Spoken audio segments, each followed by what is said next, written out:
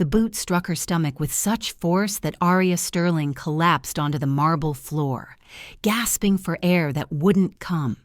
Her hands instinctively wrapped around her swollen belly as she looked up at the man she had loved, the man whose child she carried, and saw nothing but disgust in his eyes.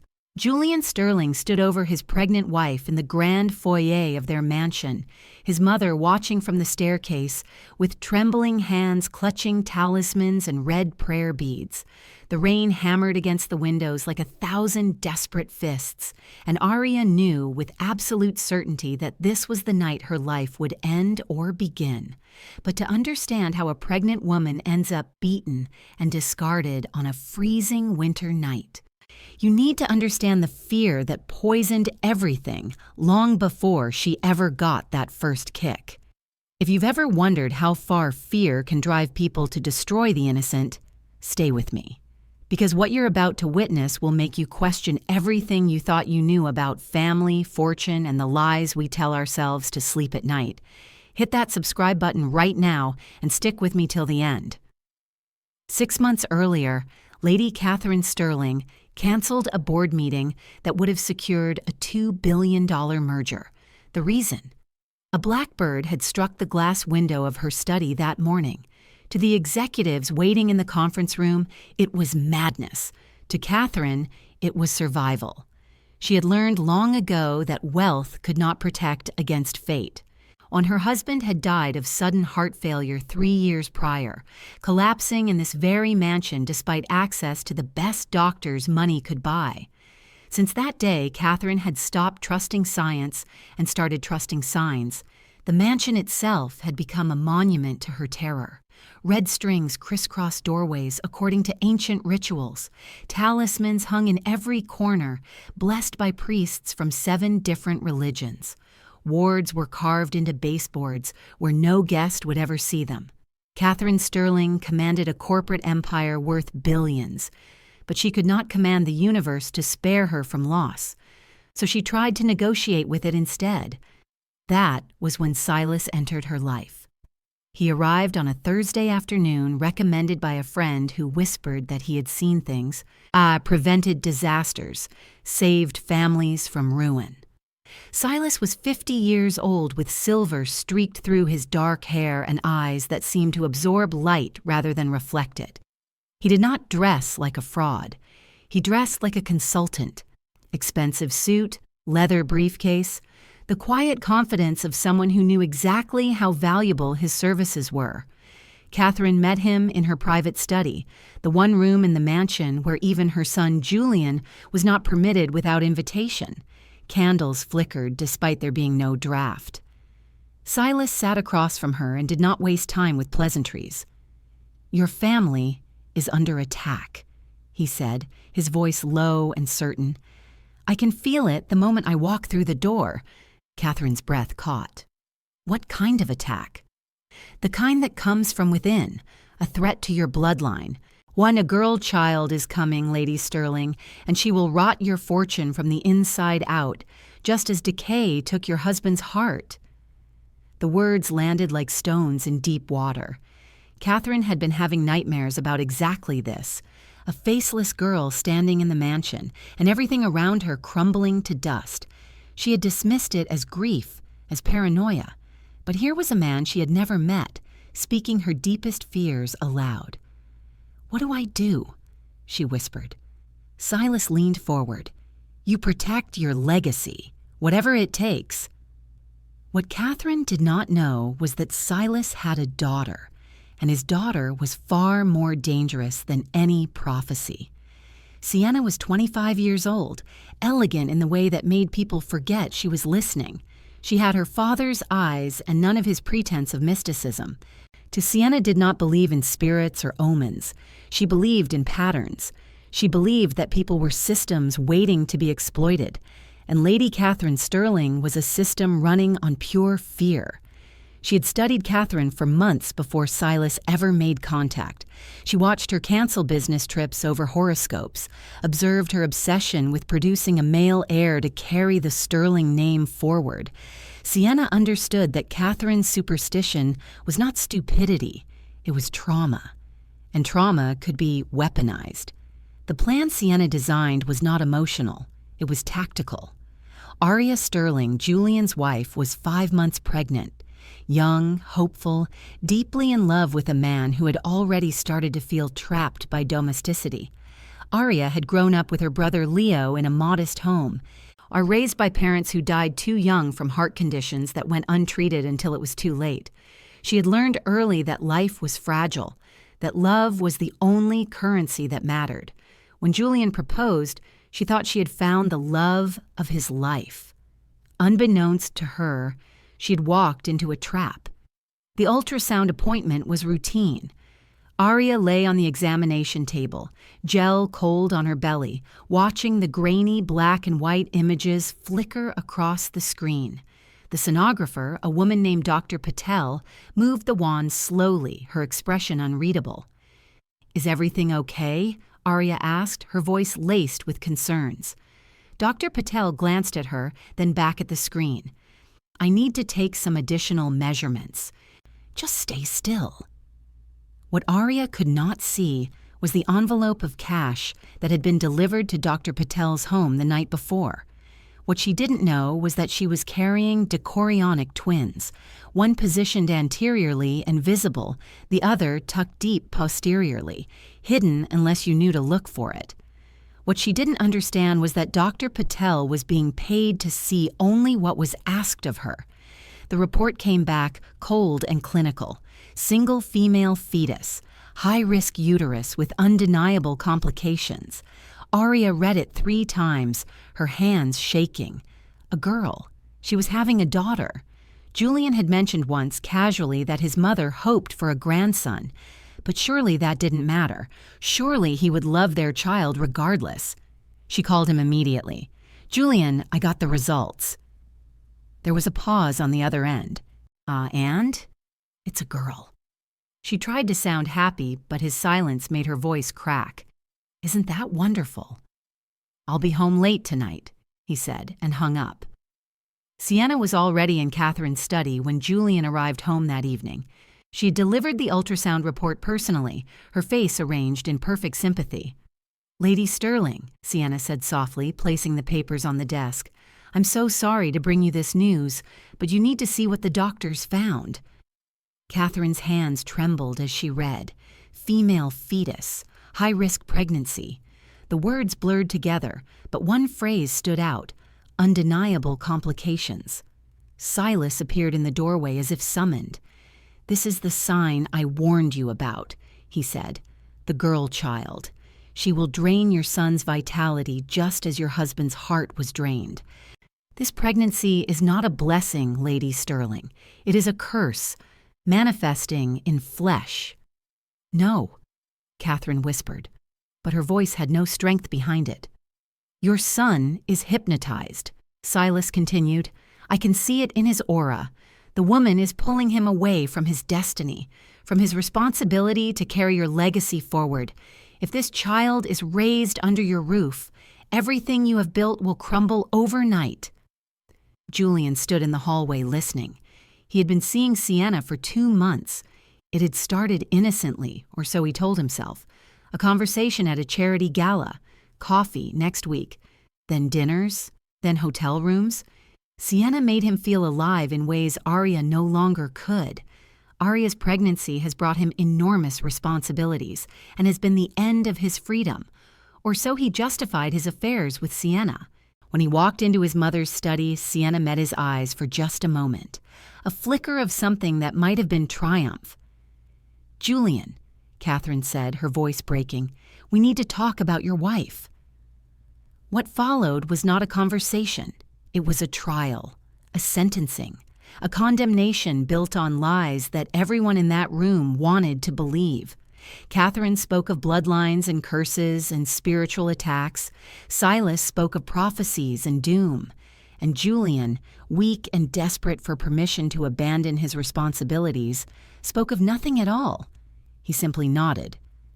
The plan was set in motion that night. Aria noticed the change immediately. Julian stopped touching her. He flinched when she reached for his hand. He took phone calls in other rooms, his voice low and affectionate in ways it had not been with her in months. And when she asked him what was wrong, he told her she was being paranoid. When she cried, he told her pregnancy hormones were making her irrational. She started sleeping alone. One night, 3 weeks after the ultrasound, Aria woke to the sound of voices downstairs. She wrapped a robe around her swollen body and made her way carefully down the staircase, one hand on the railing, the other on her belly, where the baby, or babies, had been kicking all evening with unusual intensity. The grand foyer was lit by a single chandelier. Catherine stood near the door in a black dress, her face severe. Julian was beside her, arms crossed, and there, draped in a designer coat and holding a glass of wine, was Sienna. "Aria," Julian said, his voice flat. "We need to talk." "Who is this?" Aria asked, looking at Sienna. "This is Sienna," Catherine answered, "a trusted advisor to this family, unlike some people." Aria felt her stomach drop. What is happening? Julian stepped forward, and for a moment she thought he might embrace her. Instead, he pulled an envelope from his jacket and held it out. "I've spoken to my lawyers. You need to leave." "Leave?" Aria's voice was barely a whisper. "Julian, I'm pregnant with your child."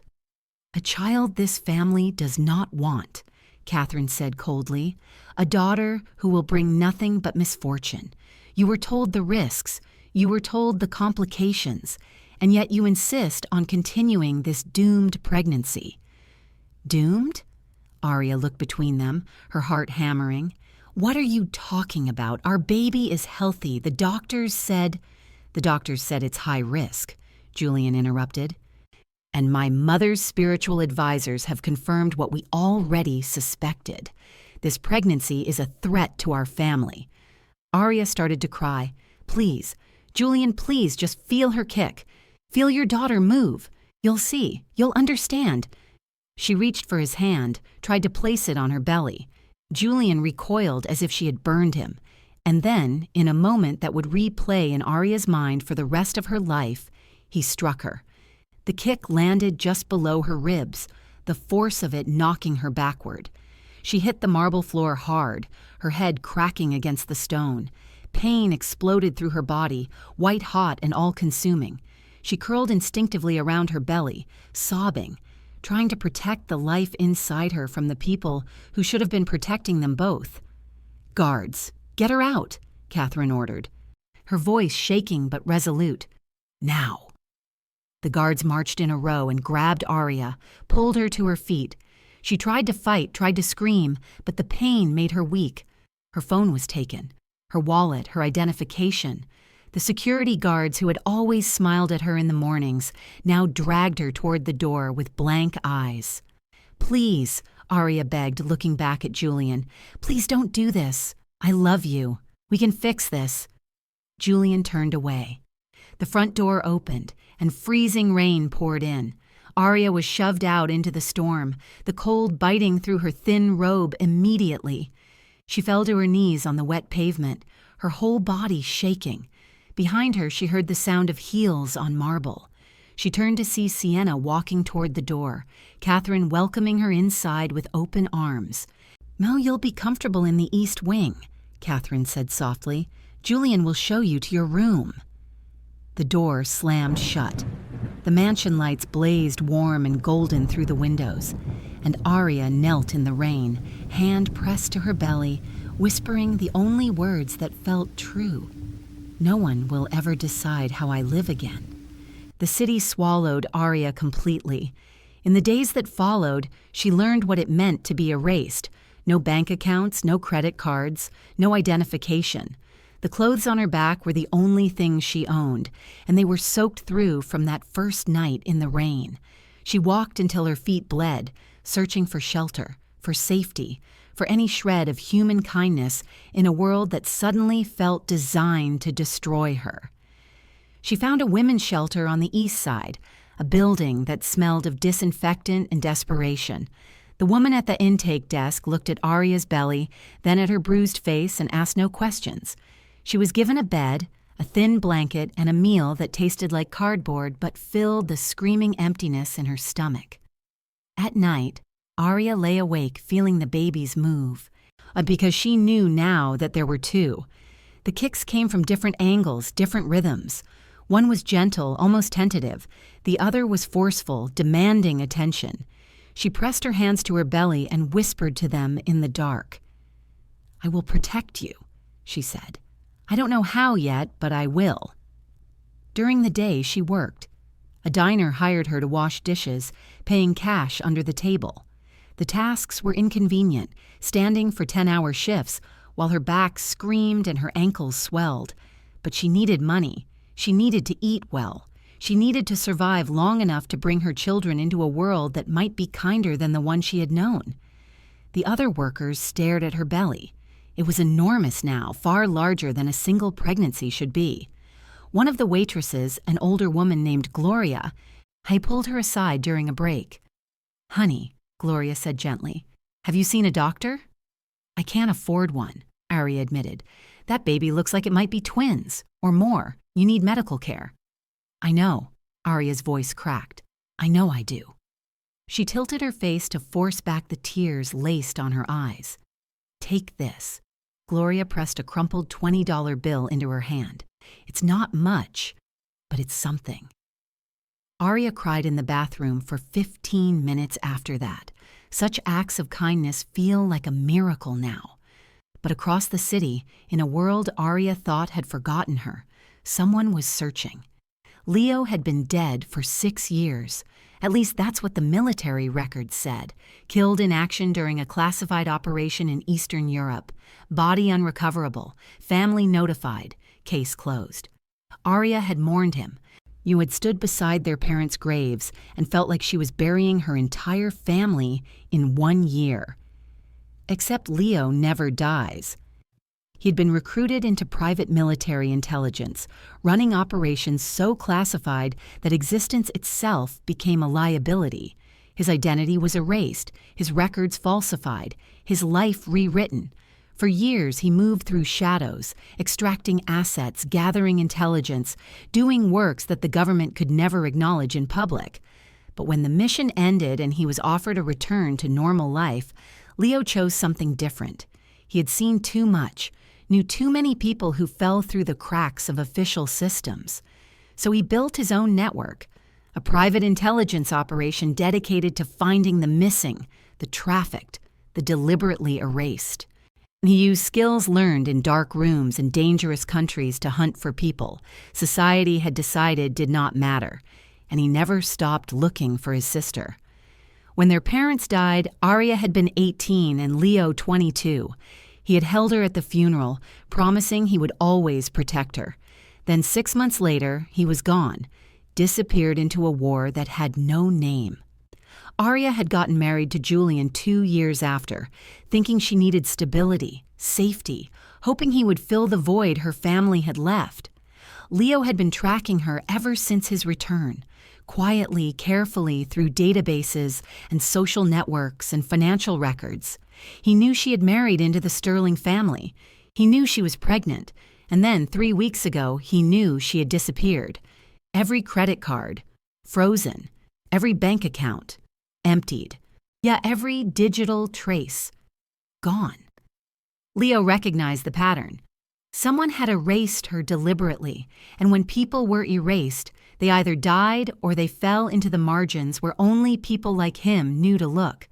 He started with shelters, homeless encampments, churches that offered meals, clinics that asked no questions. His team, 3 former operatives who owed him their lives, spread across the city with a single photograph and a simple question. "Have you seen this woman?" It took 2 weeks to find a lead.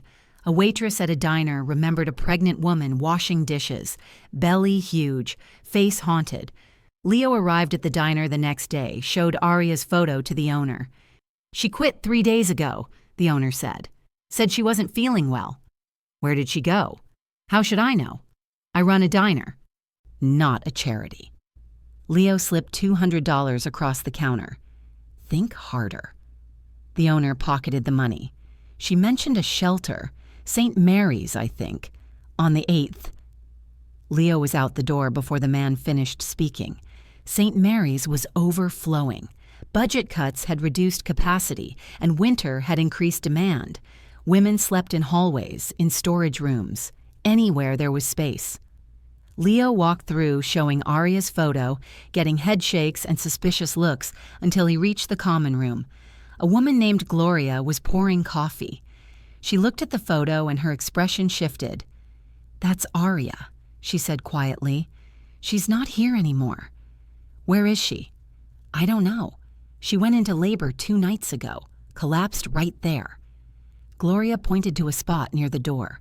"I haven't seen her since the ambulance took her away." Leo felt ice flood his veins. "Which hospital?" "General, I think. But they won't tell you anything without—" He was already running before Gloria could finish. General Hospital's emergency room was in chaos. Leo pushed through the crowd, flashed credentials that were technically no longer valid, but looked official enough. A nurse tried to stop him. "Sir, you can't—" "Aria Sterling," he said. "Pregnant woman. Brought in 2 nights ago. Where is she?" The nurse hesitated, then checked her computer. "4th floor, maternity ward. But visiting hours are—" Leo took the stairs 3 at a time. The maternity ward was quieter, the lighting softer. He found the nurse's station and asked again.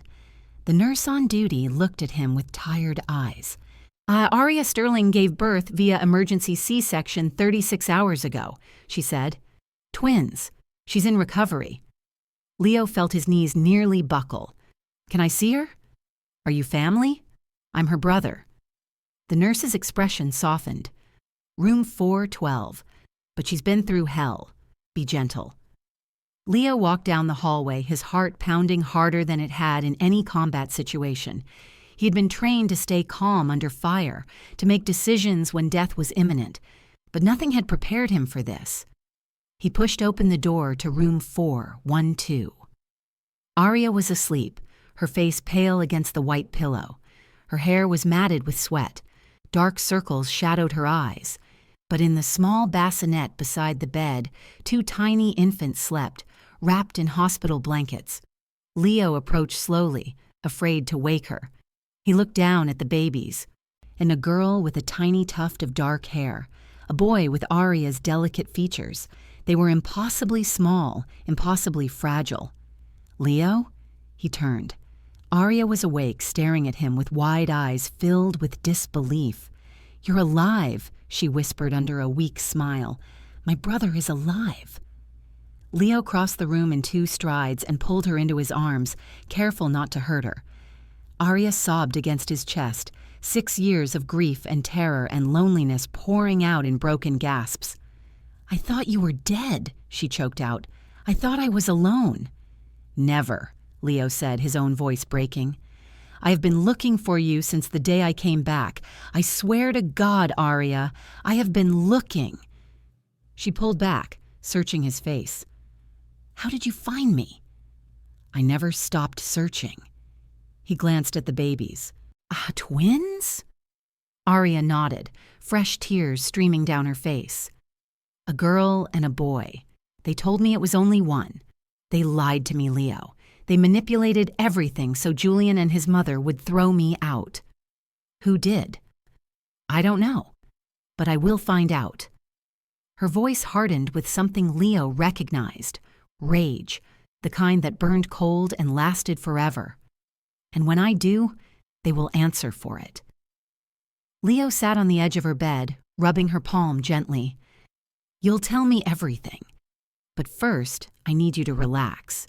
Your recovery is more important now than anything else." So she did.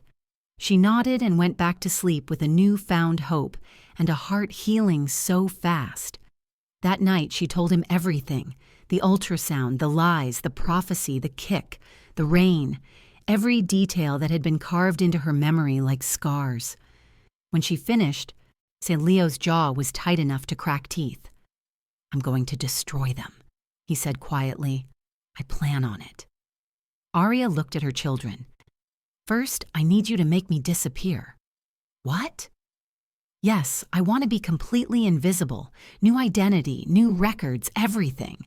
I need to vanish so subtly that they never expect my return. Because I'm coming back, Leo, but not as the woman they discarded, as someone they can't touch. Leo studied with his sister. She had always been the gentle one, the peacemaker. But trauma had forged something harder in her. He recognized it because he carried the same steel. "What's the plan?" he asked. "I'm going to become a surgeon." "Aria, that takes years." "I have time, and I have rage." She met his eyes. "Our parents died because they couldn't afford proper treatment. Because the system decided their lives weren't worth saving. I won't let ignorance or greed or superstition decide who lives and dies ever again. I'm going to learn to save the people whom society gave up on."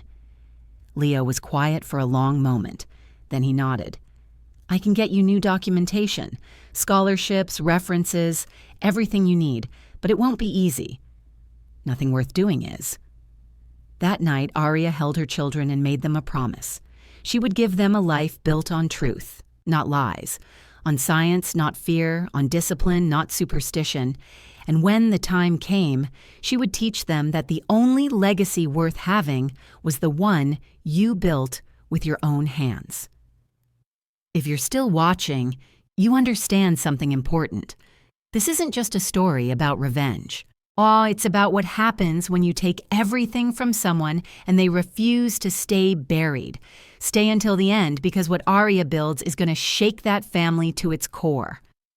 3 days later, Aria Sterling was discharged from the hospital, except she was not Aria Sterling anymore. According to the new documents Leo provided, she was Aria Chen, a widow whose husband had died in a car accident. The twins were hers alone. No father listed, no Sterling blood acknowledged. Leo set her up in a small apartment across the country in California, where no one from her past would think to look. It was modest, clean, and safe. He paid the first year's rent in cash and set up a trust fund that would cover her expenses while she studied. "Are you sure about this?" he asked, the day she enrolled in community college. Aria looked at her children sleeping in their shared crib. "I've never been more sure of anything." The path she chose was brutal. Pre-med courses while working night shifts as a medical transcriptionist.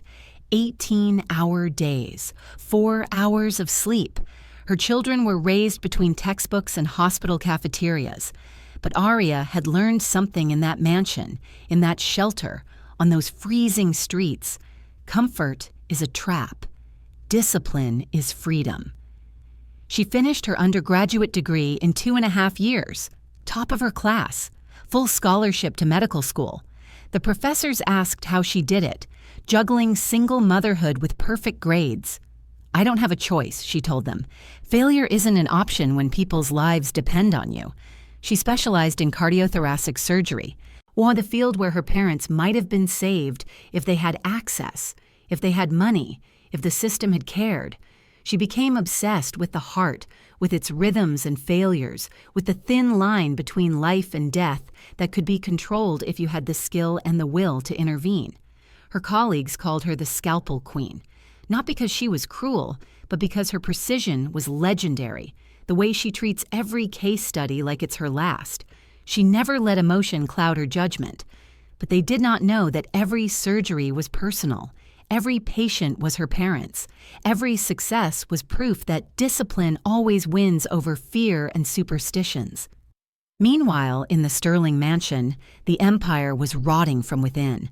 Sienna had given birth to a girl 7 years earlier. When the child's existence was a problem, Catherine demanded a male heir. Julian was growing suspicious of Silas's endless rituals that required more and more money. The prophecy that had justified Aria's exile was becoming an expensive lie. So Sienna made a decision that would seal her fate. In the same hospital ward where she delivered, a poor widow named Rosa gave birth to a boy. The baby was small, premature, but healthy. Rosa was alone, desperate, drowning in medical debt she could never repay. Sienna approached her with an offer. "I'll pay off your debt," she said quietly. "All of it, and I'll give you $50,000, enough to start over." Rosa looked at her with exhausted, suspicious eyes. "What do you want?"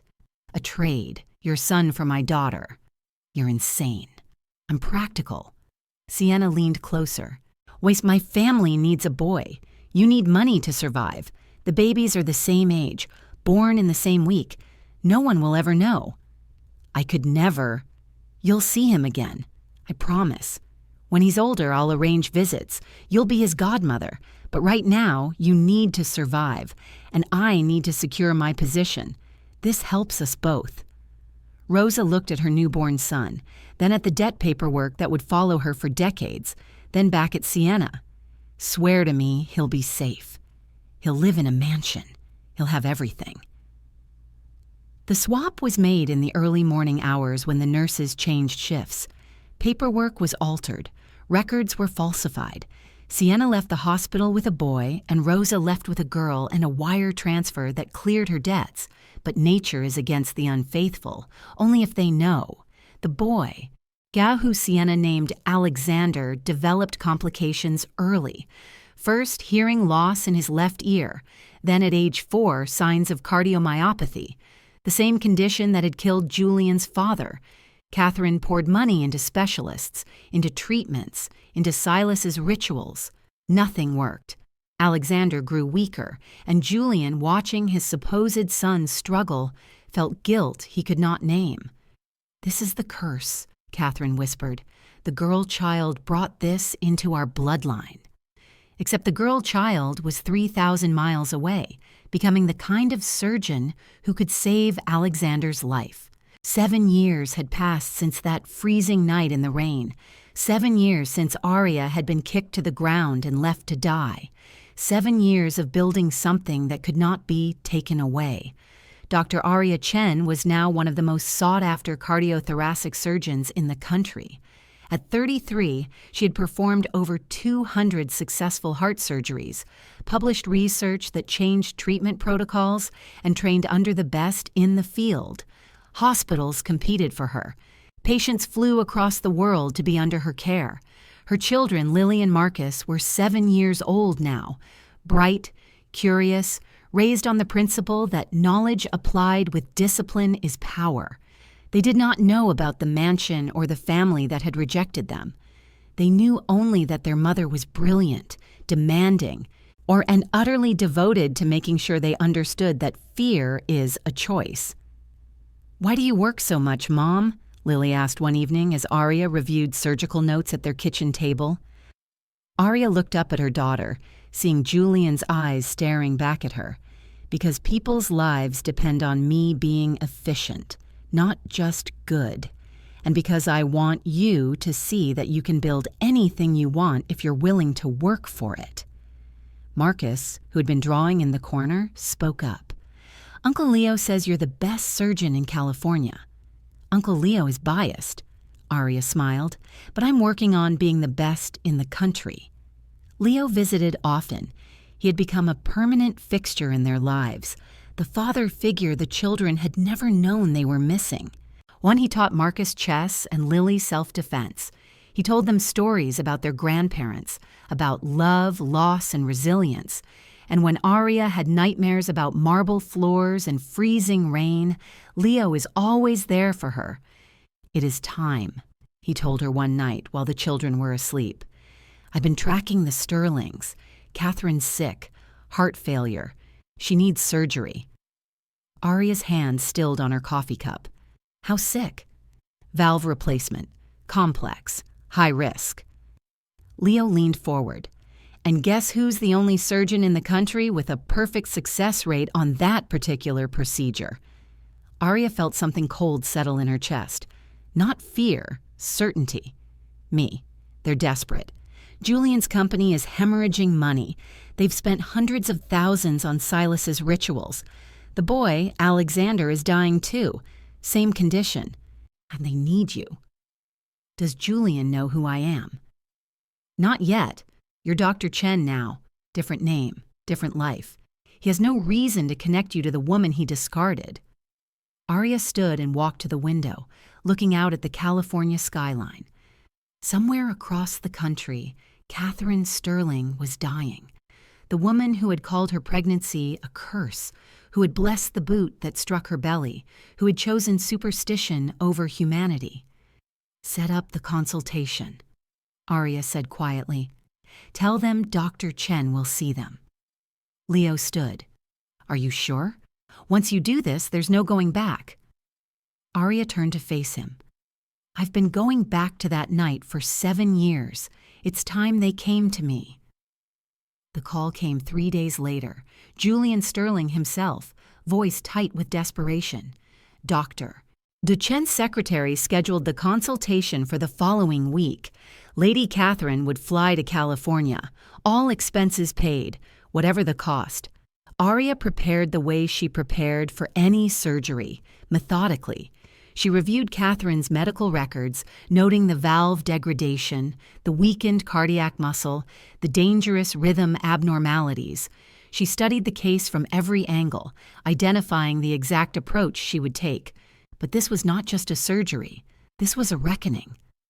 The day of the consultation, Aria dressed in her surgical scrubs and white coat. She pulled her hair back, professional and distant. In the mirror, she barely recognized the terrified pregnant woman who had knelt in the rain. That woman was gone. In her place stood someone who held life and death in her hands. Catherine arrived in a wheelchair, oxygen cannula in her nose, Julian pushing her. He looked older than his 43 years. Gray threaded his temples. Lines creased his forehead. The confidence he had worn like armor was gone, replaced by the haunted expression of someone watching everything collapse. Aria's assistant led them into the consultation room. Aria waited until they were settled, then walked in, holding Catherine's chart. "Lady Sterling," she said, her voice perfectly neutral. "I'm Dr. Chen." Catherine looked up with desperate eyes. "Can you save me?" Aria sat down and opened the file. "Your condition is severe. Mitral valve prolapse with regurgitation, complicated by arrhythmia and reduced ejection fraction.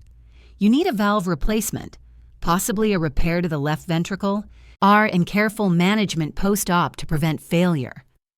"Can you do it?" Julian asked. Aria looked at him for the first time, really looked at him. The man who had kicked her, the man who had chosen his mother's fear over his own child. He stared back at her with no recognition, just desperation. "Yes," she said, "I can do it." Relief flooded Catherine's face. "Thank God. We've been to 6 surgeons. They all said the risk was too high." "The risk is high," Aria corrected, "but I don't lose patients. Not if they follow my protocols exactly." She turned a page. "I'll need a complete medical history, family history, genetic screening for your son as well." "My son?" Catherine frowned. "Why?" "Because cardiomyopathy often has hereditary components. If he's at risk, early intervention could save his life." Aria met Catherine's eyes. "Unless you'd prefer to leave it to fate?" Catherine flinched. Julian shifted uncomfortably. "We'll do whatever you recommend," he said. "Good." Aria stood. "Surgery is scheduled for next week. My team will contact you with pre-op instructions. Follow them exactly. No rituals, no alternative treatments, no superstition. Just science. Understood?" "Understood," Catherine whispered. Aria walked to the door, then paused. "One more thing. I'll need to know about any previous pregnancies, miscarriages, or children given up for adoption. Genetic history is crucial for surgical planning." Julian's face went pale. "There were no other pregnancies." "Are you certain?" Aria pressed. "Because sometimes patients forget, or they've been lied to." "I'm certain," Julian said, but his voice wavered. Aria nodded and left the room. In the hallway, she leaned against the wall and allowed herself one moment of pure rage. Then she locked it away, buried it deep, and went to scrub in for her next surgery, because discipline meant control, and she was in control now. The week before Catherine's surgery, Leo's team worked around the clock. They gathered evidence, compiled records, tracked down the bribed sonographer who had falsified Aria's ultrasound. Dr. Patel confessed everything once she understood the legal consequences. The payments from Silas, the instructions to report only one fetus, the deliberate malpractice. "I needed the money," she sobbed. "My daughter was sick. You didn't think a woman and her children deserved the truth?" Leo's voice was ice. "Sign the affidavit." She signed. They found Rosa next, and the woman who had traded her son for financial survival. She was living in a small apartment in the city, working 2 jobs, her daughter in elementary school. When Leo showed her a photo of Alexander, she started crying. "Is he okay?" she asked. "Is my boy okay?" "He's dying," Leo said bluntly. "The people who took him have been treating his heart condition with prayer instead of medicine." Rosa covered her mouth. Oh God, what did I do?" "You survived," Leo said, softer now. "But we need you to testify. We need you to tell the truth. They'll put me in jail. Maybe, or maybe you'll save your son's life." Leo placed a card on her table. "Think about it, but think fast." The evidence mounted. Financial records showing payments to Silas and Dr. Patel. Hospital records proving the twin pregnancy. DNA that would prove Alexander was not Julian's biological son. Every piece carefully documented, verified, ready to detonate. Meanwhile, Aria performed surgery after surgery with mechanical precision. A young mother with a congenital defect. An elderly man whose valve had calcified. A teenager born with a hole in her heart. Each one lived. Each one walked out of her operating room with a future they had almost lost. Her colleagues asked her how she stayed so focused. "Don't you ever get emotional?" one resident asked. "These are people's lives." "That's exactly why I don't get emotional," Aria replied. "Emotion clouds judgment. These patients don't need my feelings. They need my skill." But at night, alone in her apartment after the children slept, Aria allowed herself to feel everything. The fear, the rage, and the grief for the woman she had been, and the cold, burning determination to make sure Catherine Sterling understood exactly what she had destroyed. The night before Catherine's surgery, Julian called Aria's office. "Dr. Chen, I need to ask you something." Aria's assistant patched him through. "Yes, Mr. Sterling?" "My mother is terrified. She keeps saying she's being punished, that this is karma." His voice cracked. "Is she going to die?" Aria could have offered comfort, could have been kind. Instead, she told him the truth. "Everyone dies eventually, Mr. Sterling. But tomorrow, whether she lives or dies will depend entirely on her body's response to my intervention. I suggest you make peace with whatever you need to make peace with." "That's not reassuring. I'm a surgeon, not a therapist." Aria's voice was cold. "I deal in facts. And the fact is, your mother has a 68% chance of survival with me, and a 0% chance without. Those are the numbers. You're very blunt. I find patients appreciate honesty over false hope. See you tomorrow, Mr. Sterling." She hung up before he could respond. That night, Aria tucked her children into bed. Lily hugged her tight. "You have a big surgery tomorrow, don't you?" "How did you know?" "You always get very quiet the night before the big ones." Lily looked up at her with wise eyes. "Are you scared?" "No," Aria said honestly. "I'm prepared, and preparation defeats fear every time." Marcus sat up. "Uncle Leo says you're going to change someone's whole life tomorrow." Aria smiled. "Uncle Leo talks too much. But yes, if everything goes right, I will." "What if it goes wrong?" Lily asked. Aria smoothed her daughter's hair. "Then I will have done everything in my power to prevent that.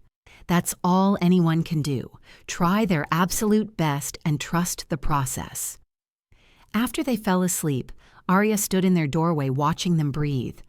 These children who had been deemed unworthy of life. These miracles who existed because she had refused to let cruelty win. Tomorrow, she would save the woman who had tried to kill them. Not because Catherine deserved it, but because Aria was not like them. She did not choose who lived based on prophecy or profit. She chose based on skill, science, and the oath she had taken to do no harm. The irony was not lost on her. Leo arrived at midnight with coffee. "You ready?" "I've been ready for 7 years." "This is going to destroy them. You know that, right?" Leo sat beside her. Once the truth comes out, once they realize who you are, what they did, it's going to break that family apart." "Good," Aria said simply. "They broke me first. This is just returning the favor." "You're not broken." Aria looked at her brother. "No, I'm not. I rebuilt myself into something they can't touch, and tomorrow they're going to understand exactly what they created when they threw me away." The surgery was scheduled for 7 a.m. Aria arrived at the hospital at 5, going through her pre-op routine with ritual precision. Scrub, gown, gloves, mask. Each step was meditation, each movement practiced 10,000 times. In the operating room, her team assembled. Nurses she trusted, an anesthesiologist who never made mistakes, surgical assistants who anticipated her needs before she voiced them. This was her domain. Here. She was not a discarded wife or a desperate mother. She was a god with a scalpel. Catherine was wheeled in, sedated but aware. Julian stood in the observation gallery above, watching through glass. Sienna was beside him, her face carefully blank.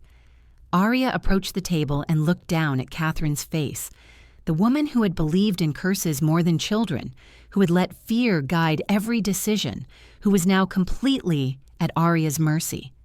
"Lady Sterling," Aria said softly, "you're in good hands. When you wake up, everything will be different." Catherine's eyes fluttered. "Promise?" "I promise." The anesthesia took effect. Catherine went under, and Aria picked up her scalpel. The surgery took 6 hours. 6 hours of precision, of making millimeter-perfect cuts, of replacing a damaged valve with mechanical perfection. Aria worked in absolute silence, her hands steady, her mind focused. There was no room for error, no space for emotion. At one point, Catherine's heart stopped. Alarms screamed. The team moved like a machine, following Aria's calm instructions: epinephrine, chest compressions, defibrillator. Julian collapsed in the observation gallery. Sienna caught him. Aria remained focused. Again, clear. The shock delivered. Catherine's heart stuttered, then caught, then beat. Aria allowed herself 1 second of satisfaction. Then she continued. When the surgery finished, Aria stepped back and stripped off her gloves. "Close her up, standard post-op protocol. Monitor vitals every 15 minutes. "Yes, doctor," her team responded in unison. Aria walked out of the operating room, pulled off her mask, and then found Julian waiting in the hallway. He looked like he had aged another 10 years in 6 hours. "Is she alive?" he asked. "Yes," Aria said. "The surgery was successful. She'll need intensive recovery, but barring complications, she'll survive." Julian actually fell to his knees. "Thank you. Thank God. Thank you." Aria looked down at him. This man who had kicked her while she begged, who had discarded her like garbage, who was now sobbing with relief that the woman who ordered her destruction would live. "Don't thank God, Mr. Sterling," Aria said coldly. "Thank science. Thank discipline. Thank the fact that I don't let personal feelings interfere with my work." He looked up at her, confused. "Personal feelings?" Aria walked away without answering, but as she turned the corner, she allowed herself a small, cold smile. Because the surgery was just the beginning. The real reckoning was about to start. If you're still here, you're about to witness something beautiful. Justice delivered with surgical precision. Stay watching, because what happens next will make you believe that sometimes the universe does balance the scales. Catherine woke 3 days after surgery in the intensive care unit, tubes and monitors surrounding her like mechanical guardians. The pain was immense, but she was alive. Julian sat beside her bed, holding her hand, his face gaunt from sleepless nights. "You made it, Mother," he whispered. "Dr. Chen saved you." Catherine's voice was rough from the breathing tube. "Where is she? I need to thank her." "She's with another patient, but she'll check on you soon." What Julian did not tell his mother was that Dr. Chen had also ordered extensive genetic screening for Alexander, required for surgical planning, the consent forms had said. Julian had signed without reading carefully, desperate to do anything that might help his son. The results came back 48 hours post-op. Aria reviewed them in her office, Leo standing behind her shoulder. "Blood type doesn't match," Leo said, pointing to the report. "Julian is O positive, Sienna is A negative, Alexander is B positive.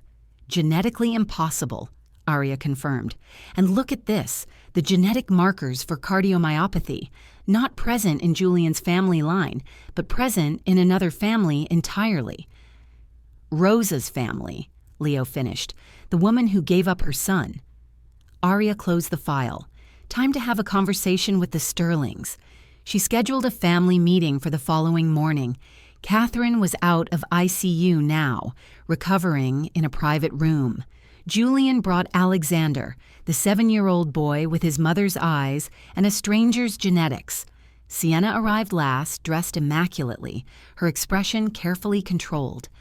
Aria entered with a file folder and closed the door behind her. "Thank you all for coming. We need to discuss Alexander's condition and the genetic screening results." Catherine leaned forward. "Can you help him? Please, Dr. Chen. He's all we have." "That's an interesting statement," Aria said, sitting down, "because, genetically speaking, he's not yours at all." The room went silent. Julian's face drained of color. "What are you talking about?" Aria opened the file and placed the DNA results on the table. "Alexander is not your biological son, Mr. Sterling. The genetic markers prove conclusively that he was born to different parents entirely." Sienna stood abruptly. "This is absurd. There must be a mistake." "There's no mistake." Aria's voice cut like a blade. "I ran the test 3 times. Alexander's blood type alone makes it impossible for Julian to be his father. And when I cross-referenced with hospital records from 7 years ago, I found something very interesting. A baby swap. Your daughter, Miss Sienna, traded for a boy born to a woman named Rosa Martinez." Julian turned to Sienna, his expression shattered. "What is she talking about?" Sienna's mask cracked. "You needed a son. Your mother demanded it. I gave you what you wanted." "By stealing someone else's child?" Julian's voice rose. "By lying to me for 7 years?" Catherine's hands trembled on the bed sheets. "This can't be true. Silas said—" "Silas is a con artist who has been extorting you for years," Aria interrupted. "And he's about to be arrested for fraud, conspiracy, and medical malpractice, along with his daughter." Sienna lunged for the door. Leo stepped into view, blocking her exit. 2 police officers entered behind him. "Sienna Reeves, you're under arrest for child trafficking, fraud, and conspiracy to commit medical malpractice." The officer pulled out handcuffs. "You have the right to remain silent," Sienna thrashed. "You can't do this. Julian, tell them." But Julian was staring at Alexander, the boy he had raised as his son, and seeing a stranger's face. "Get her out of here," he whispered. As the police led Sienna away, screaming threats and curses, Catherine began to cry, deep, wrenching sobs that shook her fragile frame. "What have we done? What have we done?" Aria felt no sympathy. "You believed in fairy tales instead of facts. You let fear make your decisions, and now you're living with the consequences." Julian looked up at her, and for the first time something flickered in his expression. Recognition. Impossible, but there. "Who are you?" he asked quietly. Aria smiled. It was not a kind smile. "You really don't remember me, do you?" "Should I?" She walked to the window, looking out at the California skyline. 7 years ago, you married a woman, got her pregnant, then kicked her in the stomach and threw her into the street because a fortune teller said she was carrying a curse. Julian's face went white. "Aria?" Catherine gasped. No, you're dead. You must be dead." "I'm very much alive, Lady Sterling." Aria turned to face them. No thanks to you, I survived that night. Barely. I gave birth to twins in a public hospital while homeless and alone, and then I spent 7 years becoming the one person in this country who could save your life." "Twins?" Julian's voice broke. "You had twins? A girl and a boy. The exact prophecy you were so terrified of. Except instead of destroying your fortune, I chose to save it. I chose to save you."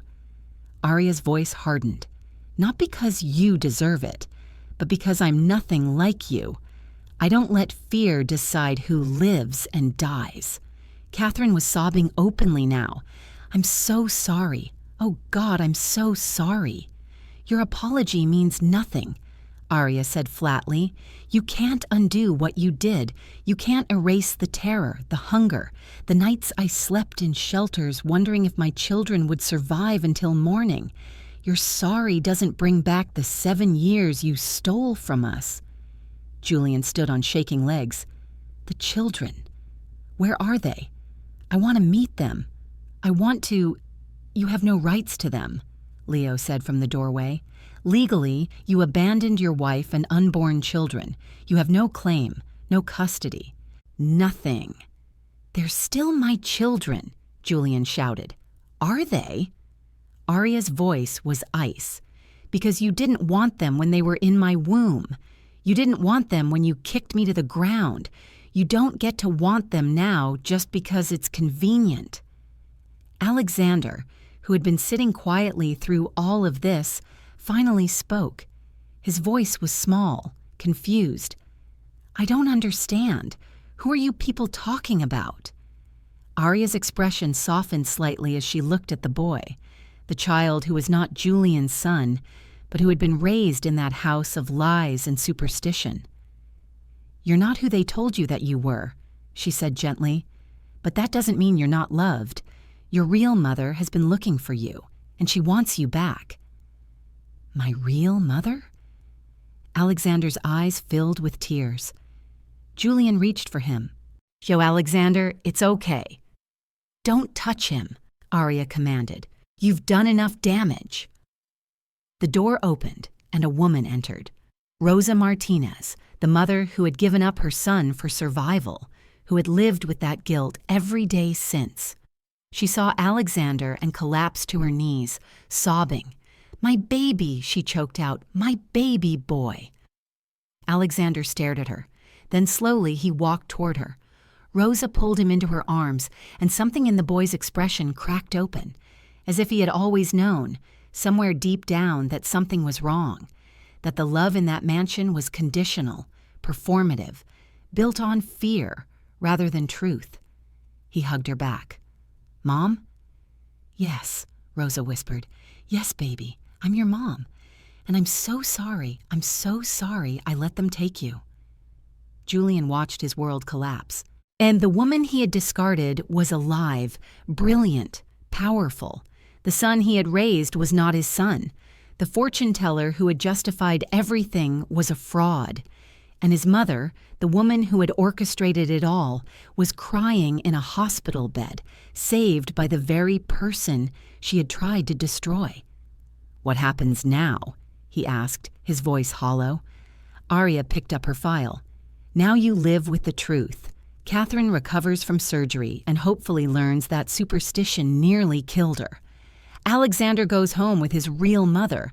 Sienna and Silas go to prison. And you, Mr. Sterling, get to spend the rest of your life knowing exactly what you threw away." "What about you?" Catherine asked through tears. "What do you want from us?" Catherine woke 3 days after surgery in the intensive care unit, in tubes and monitors surrounding her like mechanical guardians. The pain was immense, but she was alive. Julian sat beside her bed holding her hand, his face gaunt from sleepless nights. "You made it, Mother," he whispered. "Dr. Chen saved you." Catherine's voice was rough from the breathing tube. "Where is she? I need to thank her." "She's with another patient, but she'll check on you soon." What Julian did not tell his mother was that Dr. Chen had also ordered extensive genetic screening for Alexander, required for surgical planning, the consent forms had said. Julian had signed without reading carefully, desperate to do anything that might help his son. The results came back 48 hours post-op. Aria reviewed them in her office, Leo standing behind her shoulder. "Blood type doesn't match," Leo said, pointing to the report. "Julian is O positive, Sienna is A negative, Alexander is B positive." "Genetically impossible," Aria confirmed. "And look at this. The genetic markers for cardiomyopathy? Not present in Julian's family line, but present in another family entirely." "Rosa's family," Leo finished. "The woman who gave up her son." Aria closed the file. Time to have a conversation with the Sterlings. She scheduled a family meeting for the following morning. Catherine was out of ICU now, recovering in a private room. Julian brought Alexander, the 7-year-old boy with his mother's eyes and a stranger's genetics. Sienna arrived last, dressed immaculately, her expression carefully controlled. Aria entered with a file folder and closed the door behind her. "Thank you all for coming. We need to discuss Alexander's condition and the genetic screening results." Catherine leaned forward. "Can you help him? Please, Dr. Chen, he's all we have." "That's an interesting statement," Aria said, sitting down, "because genetically speaking, he's not yours at all." The room went silent. Julian's face drained of color. "What are you talking about?"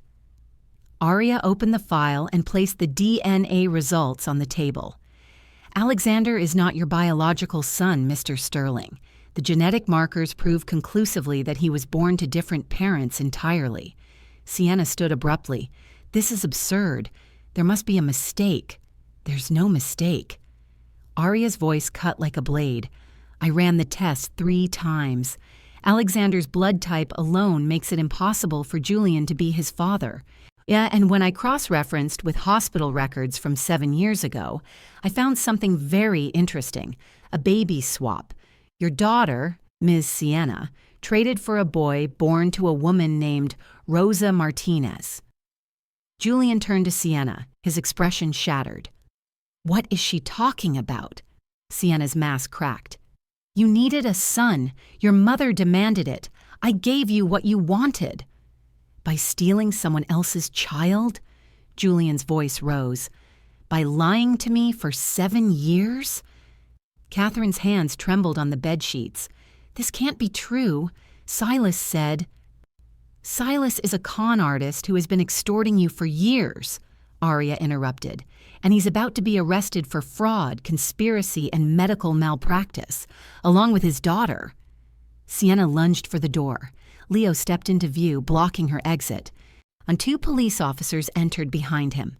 "Sienna Reeves, you're under arrest for child trafficking, fraud, and conspiracy to commit medical malpractice." The officer pulled out handcuffs. "You have the right to remain silent," Sienna thrashed. "You can't do this. Julian, tell them." But Julian was staring at Alexander, the boy he had raised as his son, and seeing a stranger's face. "Get her out of here," he whispered. As the police led Sienna away, screaming threats and curses, Catherine began to cry, deep, wrenching sobs that shook her fragile frame. "What have we done? What have we done?" Aria felt no sympathy. "You believed in fairy tales instead of facts. You let fear make your decisions, and now you're living with the consequences." Julian looked up at her, and for the first time, something flickered in his expression. Recognition. Impossible. But there. "Who are you?" he asked quietly. Aria smiled. It was not a kind smile. "You really don't remember me, do you?" "Should I?" She walked to the window, looking out at the California skyline. 7 years ago, you married a woman, got her pregnant, then kicked her in the stomach and threw her into the street because a fortune teller said she was carrying a curse." Julian's face went white. "Aria," Catherine gasped. No, you're dead.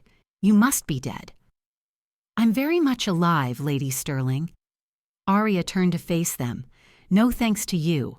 I survived that night. Barely.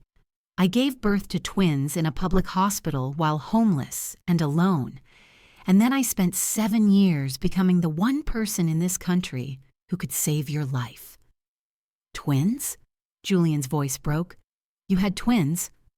A girl and a boy, in the exact prophecy you were so terrified of, except instead of destroying your fortune, I chose to save it.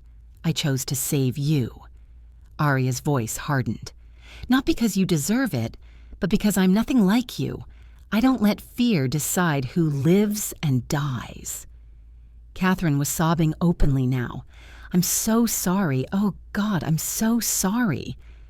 Your apology means nothing, Aria said flatly. You can't undo what you did. You can't erase the terror, the hunger, the nights I slept in shelters wondering if my children would survive until morning. Your sorry doesn't bring back the 7 years you stole from us. Julian stood on shaking legs. The children, where are they? I want to meet them. I want to... You have no rights to them, Leo said from the doorway. Legally, you abandoned your wife and unborn children. You have no claim, no custody. Nothing. They're still my children, Julian shouted. Are they? Aria's voice was ice. Because you didn't want them when they were in my womb. You didn't want them when you kicked me to the ground. You don't get to want them now just because it's convenient. Alexander, who had been sitting quietly through all of this, finally spoke. His voice was small, confused. I don't understand. Who are you people talking about? Aria's expression softened slightly as she looked at the boy. The child who was not Julian's son, but who had been raised in that house of lies and superstition. You're not who they told you that you were, she said gently. But that doesn't mean you're not loved. Your real mother has been looking for you, and she wants you back. My real mother? Alexander's eyes filled with tears. Julian reached for him. Alexander, it's okay. Don't touch him, Aria commanded. You've done enough damage. The door opened, and a woman entered. Rosa Martinez, the mother who had given up her son for survival, who had lived with that guilt every day since. She saw Alexander and collapsed to her knees, sobbing. My baby, she choked out, my baby boy. Alexander stared at her. Then slowly he walked toward her. Rosa pulled him into her arms, and something in the boy's expression cracked open, as if he had always known, somewhere deep down, that something was wrong, that the love in that mansion was conditional, performative, built on fear rather than truth. He hugged her back. Mom? Yes, Rosa whispered. Yes, baby. I'm your mom, and I'm so sorry. I'm so sorry I let them take you. Julian watched his world collapse, and the woman he had discarded was alive, brilliant, powerful. The son he had raised was not his son. The fortune teller who had justified everything was a fraud, and his mother, the woman who had orchestrated it all, was crying in a hospital bed, saved by the very person she had tried to destroy. What happens now? He asked, his voice hollow. Aria picked up her file. Now you live with the truth. Catherine recovers from surgery and hopefully learns that superstition nearly killed her. Alexander goes home with his real mother. Sienna and Silas go to prison. And you, Mr. Sterling, get to spend the rest of your life knowing exactly what you threw away. What about you? Catherine asked through tears. What do you want from us? Aria considered the question. What did she want? Revenge would have been easy. So she could destroy them financially, socially, completely. She had the power, the evidence, the moral high ground. But as she thought about her children, about Lily and Marcus who were being raised to value truth over fear, discipline over emotion, she realized something. I want nothing from you, she said finally. You gave me the greatest gift possible when you threw me away. You gave me clarity. You showed me that the only person I can rely on is myself. That comfort is weakness and discipline is strength. that the people who claim to love you will abandon you the moment it's convenient. That's a horrible way to live, Julian said quietly. No, Aria corrected. It's the only way to live. Because when you depend on yourself, you can't be betrayed. When you build your own empire, it can't be taken away. When you choose discipline over emotion, you win. Every time. She walked to the door, then paused. I'll continue treating Alexander's heart condition, not for you, for him, because he deserves a chance at life regardless of whose blood runs in his veins. But after that, I never want to see any of you again. Wait, Julian called out. Please. I know I don't deserve it, but can I at least meet them? My real children? Just once? Aria turned slowly. Why? Because they're my children. Because I've spent 7 years raising someone else's son, and I just found out I have a daughter and a son I've never met. Please, Aria. Just once. Aria studied him for a long moment. This man who had destroyed her. This man who was now begging for scraps of the life he had discarded.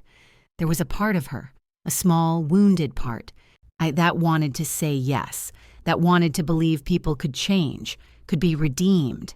But discipline meant making hard choices, and the hard choice was protecting her children from the poison this family represented. No, she said simply. They don't need you. They have everything they need. Love, stability, truth. Things they would never get in your world. Julian's face crumpled. You're punishing me by keeping them away. I'm protecting them, Aria corrected. There's a difference. Punishment would be letting them meet you, letting them see what their father chose over them, and living with that knowledge forever. Protection is ensuring they never have to wonder why they weren't good enough. She left the room. Leo followed, closing the door on Julian's broken pleas and Catherine's sobs.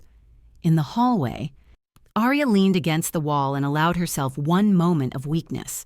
Her hands shook. Her breath came in gasps. The confrontation had taken more out of her than any surgery. Leo put a hand on her shoulder. You okay? I will be. Aria straightened up, forcing steel back into her spine. I just need a minute. You were incredible in there. I was honest. Aria looked at her brother. That's all I've ever wanted to be. Honest about what they did, about what I survived, about what I built from the ashes they left me in. What now? Aria pulled out her phone and looked at a photo of Lily and Marcus, taken that morning before school. They were smiling, carefree, innocent of the darkness their mother had walked through to give them that peace. Now I go home, she said. I pick up my children from school. I make them dinner. And I help with homework. I tuck them in and tell them they are loved, they are wanted, and they will never have to earn their place in this world. And the Sterlings? They'll have to learn to live with the truth. That's punishment enough. As Aria drove home that evening, she thought about the girl she had been 7 years ago. Terrified, pregnant, alone in the rain. That girl had believed love was enough. She had believed family meant safety.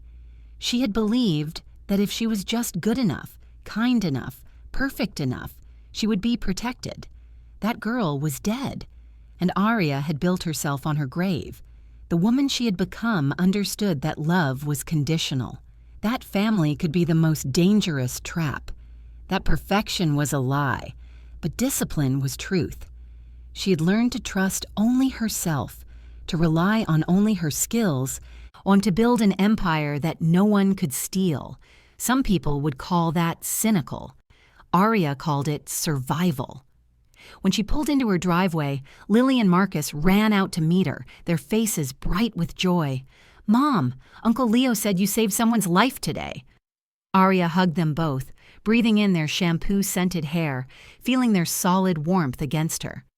I did my job, she said. That's all. Was it scary? Marcus asked. No, Aria said honestly.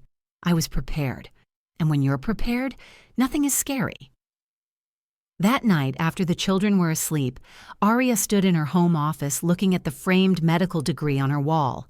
Dr. Aria Chen, cardiothoracic surgery. Every word earned through blood, sweat, and unbreakable will. Her phone rang. Unknown number.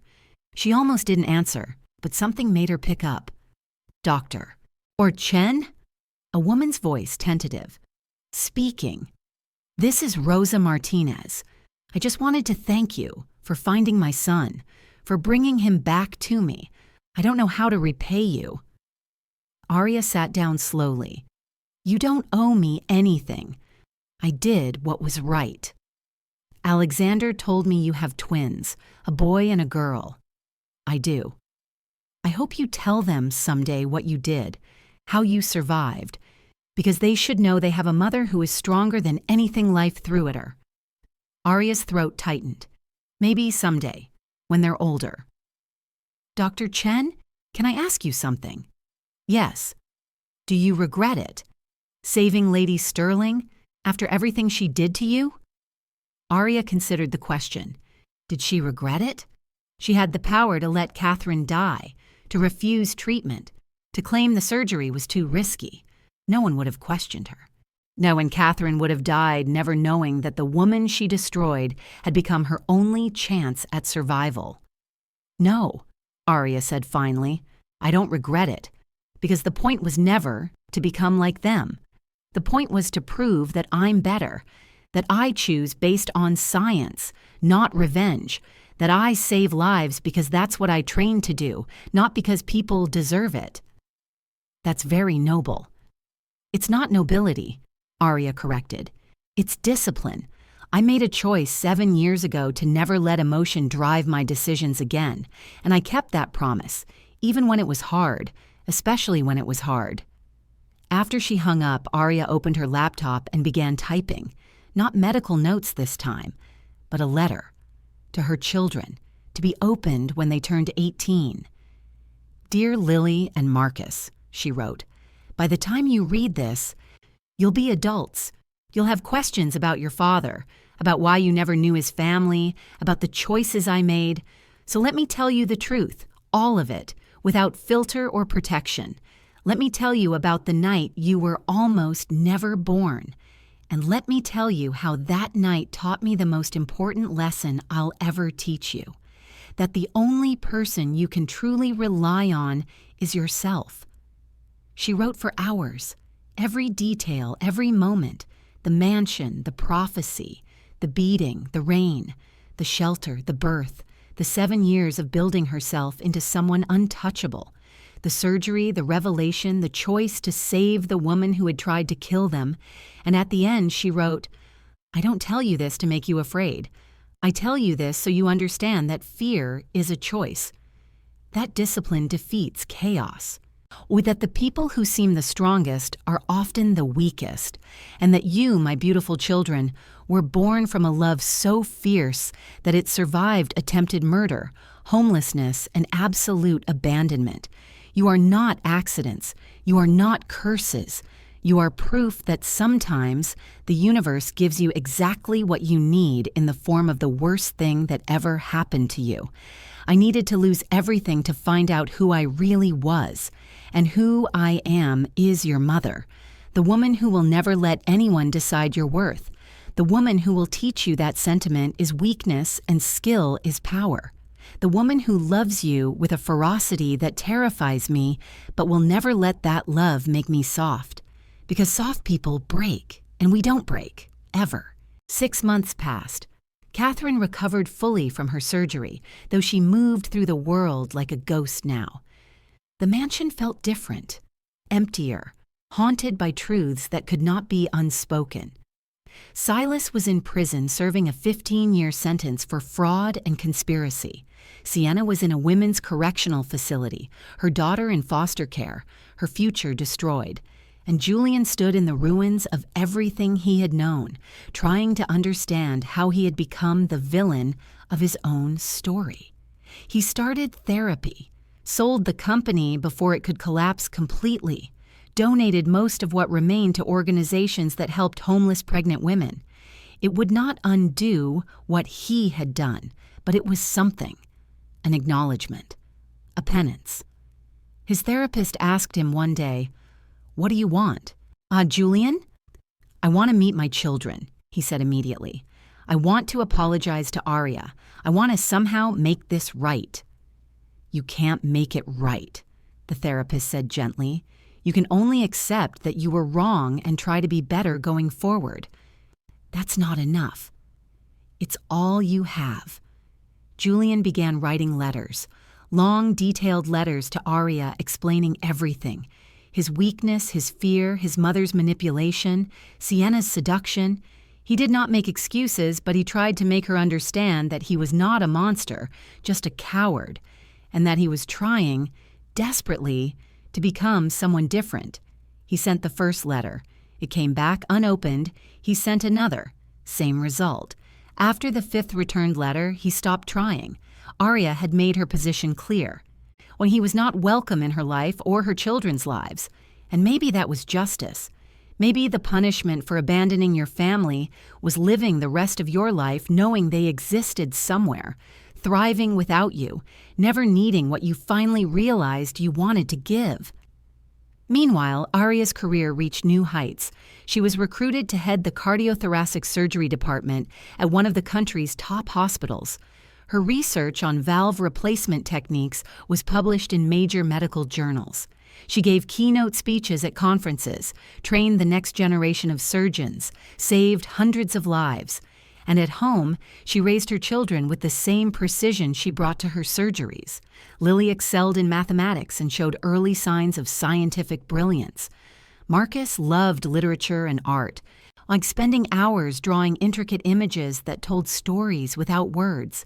They were different, beautifully different, and Aria encouraged both paths with equal intensity. "Why do you work so hard, Mom?" Lily asked one evening while they prepared dinner together. Aria chopped vegetables with practiced efficiency. "Because excellence is the only protection against a world that wants to discard you. If you're excellent, irreplaceable, essential, then you control your own fate." "That sounds lonely," Marcus observed from the table where he was sketching. Aria paused. "It can be. But loneliness is better than dependence. Dependence is how people control you. Uncle Leo says you don't let people get close because you're afraid they'll hurt you like Dad did," Lily said quietly. Aria set down her knife. Man, this was the conversation she had been avoiding. The children knew the basic facts. Their father had rejected them before birth. He was not part of their lives by Aria's choice, but they did not know the details, the violence, the calculated cruelty, the system of lies that had nearly killed them all. "Your uncle talks too much," Aria said lightly. "He's worried about you." "I'm fine." "Are you?" Marcus looked up from his drawing. "Because you never seem happy, Mom.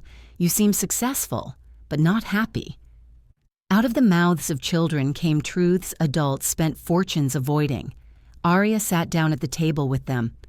"Happiness is overrated," she said carefully. "I have purpose. I have you. I have work that matters. That's more than most people get. But you never date. You never have friends over. You never do anything except work and be with us." Lily's eyes were worried. "It's like you're afraid to let anyone else in." Aria took a deep breath. "When I was pregnant with you, I learned a very hard lesson. I learned that the people you love most can hurt you worst. That trust is dangerous. That opening your heart gives people power over you. And I decided I would never be that vulnerable again." "That's sad," Marcus whispered. "Maybe. But it's also safe." Aria reached out and took both their hands. "I would rather be alone and strong than connected and weak. That's the choice I made.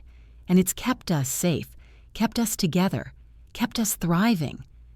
"But what about love?" Lily asked. "Don't you want to fall in love again?"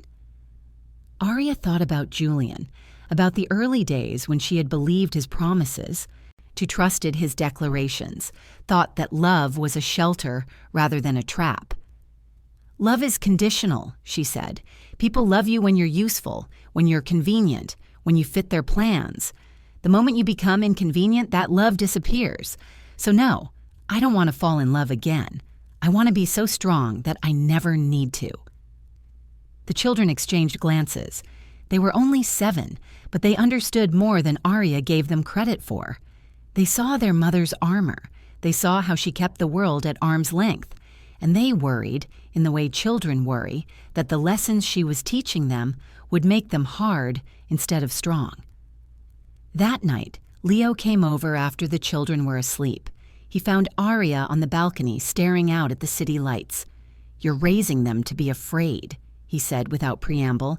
Aria did not turn around. "I'm raising them to be prepared. You're teaching them that love is weakness, that connection is danger, that the only person they can trust is themselves." Leo moved to stand beside her. "Aria, that's not strength. That's trauma. It's wisdom born from experience. It's a cage." Leo's voice was gentle but firm. "You survived something horrible. You built something incredible. But you're still letting Julian and Catherine control you by refusing to heal." Aria finally looked at him. "I have healed." "No, you've armored yourself. There's a difference." Leo leaned against the railing. "Healing means processing the pain and moving forward. Armor means carrying the pain forever and calling it protection." "What do you want me to do, Leo? Forgive them? Welcome Julian back with open arms? To pretend the last 7 years didn't happen? I want you to consider that maybe there's a middle ground between total vulnerability and total isolation, that you can be strong and still let people in, that discipline and connection aren't mutually exclusive." Aria was quiet for a long moment. "Every time I think about trusting someone, I remember that night, the boot in my stomach, the rain, the terror, and I think, never again. I will never give anyone that power over me again." "That's fair," Leo said. "But Lily and Marcus aren't going to kick you. Neither am I. Neither are the good people in the world who would love to know you if you let them. You're punishing everyone for Julian's crime." "I'm protecting myself." "You're dying slowly." Leo turned to face her fully. "You're alive, Aria. You're successful, but you're not living. You're executing a life plan with the same precision you execute surgeries, and you're forgetting that life is supposed to be messy and complicated and full of risks that can't be calculated." Aria felt something crack in her chest, a small fissure in the armor she had spent 7 years building. "I don't know how to be any other way anymore." "You learn, the same way you learned surgery, through practice and failure and trying again." Leo squeezed her shoulder. "You're the strongest person I know, but strength isn't just about enduring alone. Sometimes it's about choosing to trust again even though you've been betrayed. That takes more courage than any surgery." After Leo left, Aria stood on the balcony for hours. She thought about the life she had built, secure, controlled, untouchable. And then she thought about the life she might have had if she had allowed herself to heal instead of just survive. The truth was complicated. She had needed the anger to fuel her transformation. She had needed the discipline to achieve what she achieved. But somewhere along the way, the survival mechanisms had become permanent. The temporary armor had fused to her skin, and her children were watching, learning, internalizing the lesson that love was dangerous and isolation was safe. Is that what she wanted for them? To spend their lives brilliant and lonely, successful and disconnected, strong and utterly alone? The next morning, Aria did something she had not done in 7 years. She called her old therapist, the one she had seen briefly after the birth, before deciding therapy was weakness. "Dr. Martinez? This is Aria Chen. I'd like to schedule an appointment." "Of course," the therapist said warmly. "What would you like to work on?" Aria took a deep breath. "I need to learn how to be human again." The sessions were brutal, harder than medical school, harder than any surgery. Because Dr. Martinez did not let Aria hide behind logic and discipline. She made her feel things, process things, admit things. "You're angry," Dr. Martinez said during their 3rd session.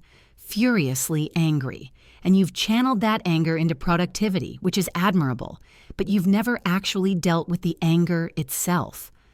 I've moved past it, Aria argued. Have you, or have you just buried it under achievements? Aria wanted to walk out, to dismiss this as nonsense, to go back to the clean, a controlled world of medicine where feelings were irrelevant and outcomes were measurable. But she stayed, for her children, for the future she wanted them to have. I'm angry that I was naive, Aria admitted finally. I'm angry that I trusted Julian. I'm angry that I believed love would protect me. I'm angry that I was vulnerable and someone used that vulnerability to destroy me. And I'm terrified it will happen again. So you've decided to never be vulnerable again? Yes. How's that working out? Aria laughed bitterly. I'm successful. I'm independent. I'm untouchable. Are you happy? I told you, happiness is overrated. Is it? Or is that what you tell yourself to justify the cage you've built? The sessions continued. Week after week, Aria peeled back layers of armor she had thought were permanent. And she cried for the first time in years, sobbing in Dr. Martinez's office about the girl she had been, the one who believed in fairness and justice and love. She's still in there, Dr. Martinez said gently, the girl who believed in those things. She's just scared. She should be scared. Look what happened to her. Yes, terrible things happened, but terrible things happen to lots of people, and they don't all become emotional fortresses. Some of them heal. Some of them learn to trust again, carefully, with boundaries, but they trust. And what if they get hurt again? Then they survive again, because survival isn't about never being hurt. It's about knowing you can endure hurt and come out the other side. Aria started making small changes. She accepted an invitation to a colleague's dinner party. She let a neighbor watch the children for an evening. She joined a book club, though she mostly listened rather than shared. The children noticed immediately. Mom seems different, Lily whispered to Marcus one night. Good different or bad different? Marcus asked. I don't know yet, but different. One evening, 6 months into therapy, Aria received a call from the hospital. Aria Sterling had been admitted, not to Aria's hospital, but to one across town. A minor incident, chest pain, probably anxiety. But they were asking if Dr. Chen could consult given her history with the patient. Aria's first instinct was to refuse. She had treated Catherine once. That was enough. But something made her pause. Curiosity, maybe. Or the progress she had been making in therapy, or just a desire to see what had become of the woman who had tried to kill her. She drove to the hospital, found Catherine's room, knocked. Come in, a frail voice called. Catherine looked older than her 62 years. The surgery had saved her life, but the truth had aged her in ways no scalpel could reverse. She sat up when she saw Aria, her eyes widening. Dr. Chen, I didn't expect you to come. Neither did I, Aria admitted. She stayed near the door, not entering fully. I heard you were admitted. Wanted to make sure you were being properly cared for. I'm fine, just panic attacks. They keep telling me it's psychological, not cardiac. They're probably right. Catherine laughed weakly. Even my body knows I'm being punished. Aria did not respond to that. She checked the chart on the wall, scanning the vitals and notes, and everything looked stable. The panic attacks made sense. Guilt was a powerful emotion. How are your children? Catherine asked quietly. Aria's hand stilled on the chart. They're well. I think about them sometimes, about what I did, about what I destroyed. Catherine's voice cracked. I spent so long being afraid of the wrong things that I became the thing to fear. Yes, Aria said simply. You did. I've tried to make amends, donated money to women's shelters, funded heart research, but it's not enough. It will never be enough. Aria turned to face her. You're right. It won't be enough. You can't buy forgiveness for attempted murder, Catherine. No amount of charity erases what you did. I know. Catherine wiped at her eyes. but I'm trying to be better. Trying to understand how I became someone who would hurt a pregnant woman because a con artist told me to. Trying to figure out how fear made me into a monster. Aria studied her for a long moment. This woman who had once seemed so powerful, so untouchable. Now she was just old, sick, broken by the consequences of her choices. Fear makes everyone a monster if we let it, Aria said finally. I've spent 7 years letting my fear of vulnerability turn me into someone cold and isolated. We're not that different, you and I. We just chose different ways to let fear control us. Catherine looked up sharply. You're nothing like me. Aren't I? You were so afraid of loss that you destroyed love. I'm so afraid of pain that I've locked it out completely. Same cage, different design. But you're trying to change. I can see it. Catherine leaned forward. Please, tell me how. Tell me how you're finding your way back to being human after trauma. And in that moment, Aria made a choice. Not to forgive, not to forget, but to offer something she had never thought she would offer this woman. Truth. Therapy, Aria said. A lot of therapy, and the willingness to admit that strength isn't about being untouchable. It's about being breakable and choosing to live anyway. They talked for an hour about fear and trauma and the ways people destroy themselves, trying to prevent destruction. It was not reconciliation. It was not forgiveness. But it was honest. And honesty, Aria was learning, was the first step toward healing. When Aria left the hospital, she felt lighter, not because she had forgiven Catherine, but because she had stopped letting Catherine's crime define her entire existence. She called Julian that night. He answered on the first ring. Aria? His voice was shocked. I'm calling to tell you something, Aria said, her voice steady. The children are 7 years old now.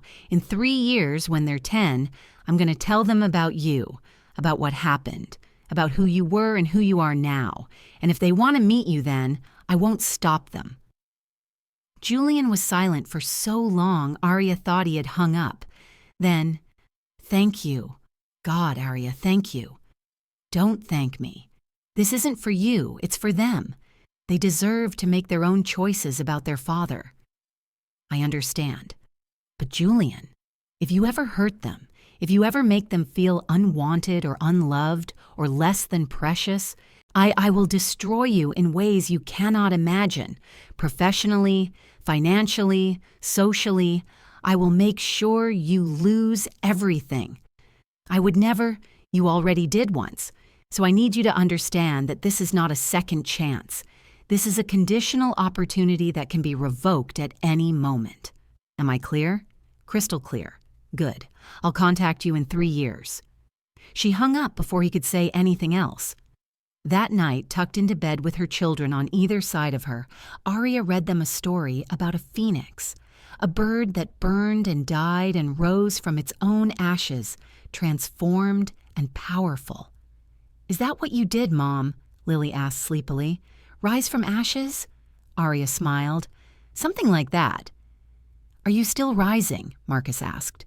Aria thought about the therapy, the conversation with Catherine, the call to Julian, and about the slow, painful process of becoming someone who could be both strong and vulnerable, disciplined and connected, armored and open. Yes, she said. I think I am. We all are. Every day. And for the first time in 7 years, Aria Sterling believed her own words. 3 years passed like water through fingers. Lily and Marcus turned 10, brilliant and curious, and starting to ask harder questions about the world and their place in it. Aria had built a life that finally felt like living rather than surviving. She had friends now, carefully chosen but genuine. She dated occasionally, though nothing serious.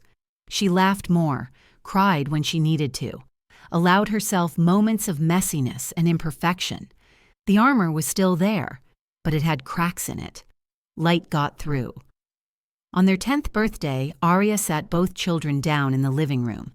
Leo was there too, silent support in the corner. She had rehearsed this conversation 100 times in therapy, but now that the moment was here, every word felt inadequate. "I need to tell you about your father," she began. Lily and Marcus exchanged glances. They had known this day would come. "Okay," Lily said carefully. Aria took a deep breath and told them everything. The marriage, the pregnancy, the lies, the prophecy, the beating, the rain. She did not soften it. She did not protect them from the ugly truth. They were old enough to understand that the world was complicated and people were flawed. When she finished, Marcus was crying silently. Lily's hands were clenched into fists. "He kicked you?" Lily's voice shook with rage. "While you were pregnant with us?" "Yes." "And his mother called us a curse?" "Yes." "Why would you ever let us meet him?" Marcus asked. "Why would you give him that?" Aria moved to sit between them, taking a hand from each. "Because he's still your father. Because people change sometimes. Because you deserve to make your own choices about who is in your life. I'm not giving you to him. I'm giving you information and agency." "What if we don't want to meet him?" Lily asked. "Then you don't. This is entirely your choice. I've been in contact with him over the past 3 years. He's been in therapy.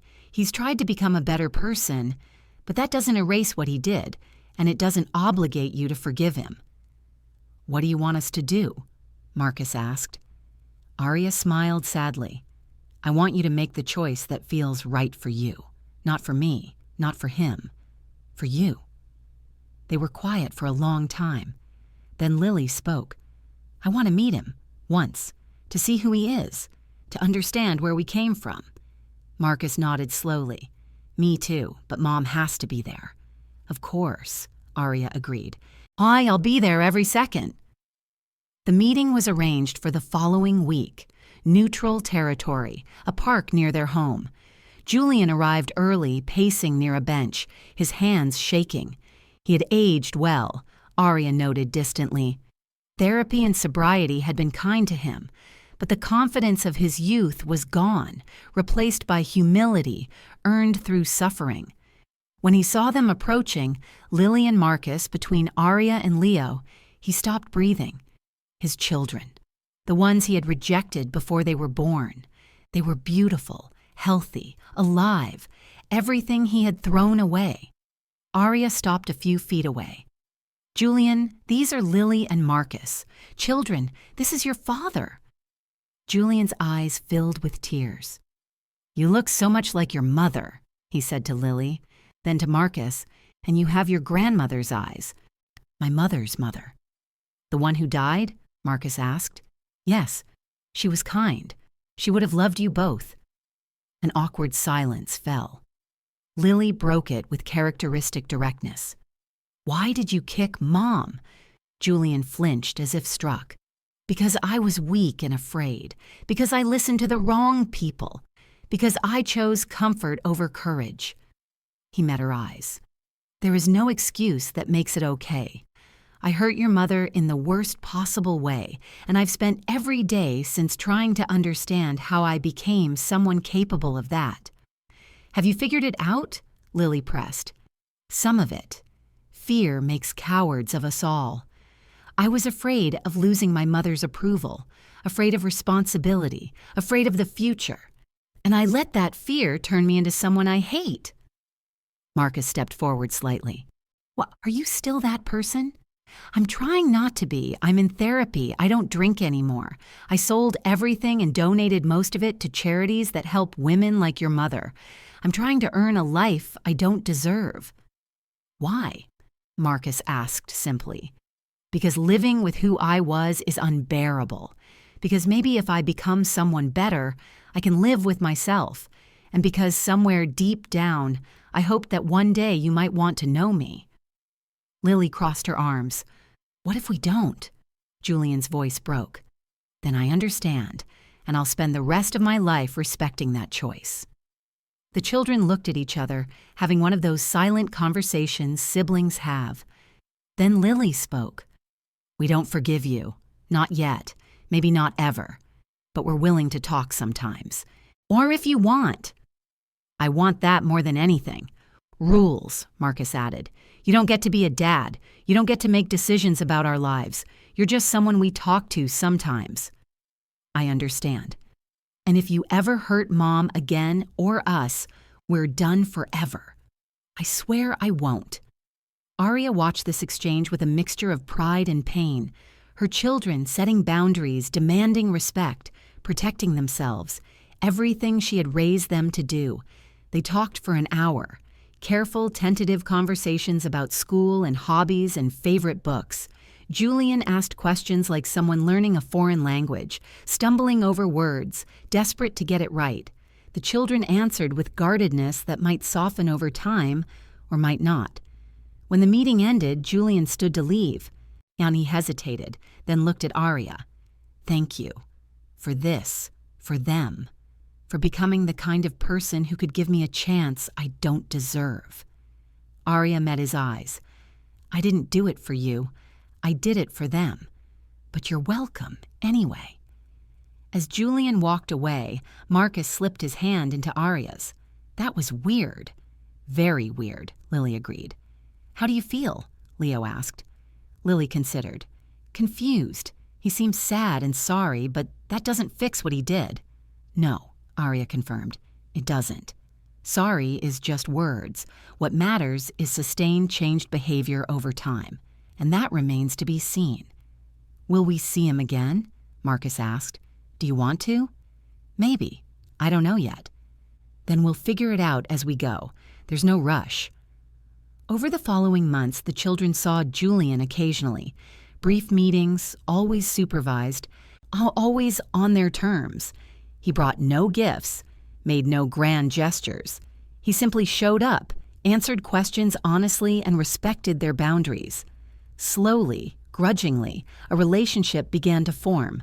Not father and children, not really, but something. A connection based on truth rather than illusion. Catherine died that spring. Heart failure, peaceful in her sleep. She had spent her final years in quiet charity work and therapy, trying to atone for sins that could not be atoned for. Julian called to tell Aria. She asked about them at the end, he said quietly, about Lily and Marcus. She wanted to know if they were happy. What did you tell her? That they were brilliant and kind in everything she threw away. Good answer. There was a long pause. Will you come to the funeral? Aria thought about it. Let the woman who had called her pregnancy a curse, who had blessed the violence against her, who had chosen superstition over humanity. Did she deserve Aria's presence at her funeral? No, Aria said finally. I've spent enough time in that woman's shadow, but if Lily and Marcus want to go, I'll support them. The children chose not to attend. She's a stranger who tried to kill you, Lily said. Why would we mourn her? Because she was still their grandmother, Leo pointed out. Biology doesn't make family, Marcus countered. You're more family than she ever was, Uncle Leo. Leo hugged them both. That's the smartest thing I've heard all year. That summer, something unexpected happened. Aria fell in love. She did not plan it, did not want it. But there it was anyway, inconvenient and terrifying and wonderful. His name was David Chen, no relation despite the shared surname. He was a fellow surgeon, transplant specialty, who had moved from Boston to join her hospital. They met at a conference, argued passionately about surgical techniques, and ended up talking until 3 a.m. about everything except medicine. He was kind without being weak, confident without being arrogant, and he listened when Aria explained why relationships were complicated for her. I have children, she said on their third date. Twins. They're my priority. Always. As they should be, David replied. I have trauma. A lot of it. I'm in therapy, but I'm not fixed. No one's fixed. We're all just works in progress. I'm not good at vulnerability. Then we'll go slow. And they did. Agonizingly slow. Months of dinners and conversations before Aria let him meet the children. More months before she let him stay over. A full year before she said the words, I love you. and meant them without qualification. The children adored him. He taught Marcus to play guitar and helped Lily build complex mathematical models for fun. He never tried to be their father. He was just David, someone who loved their mother and treated them with respect. "I like him," Lily announced one evening after David left. "He's good for you, Mom." "What makes you say that?" Aria asked. "You smile more. You seem less like you're always preparing for war." Aria pulled her daughter into a hug. "I spent so long thinking that preparing for war was the only way to be safe. But maybe being safe isn't the same as being alive."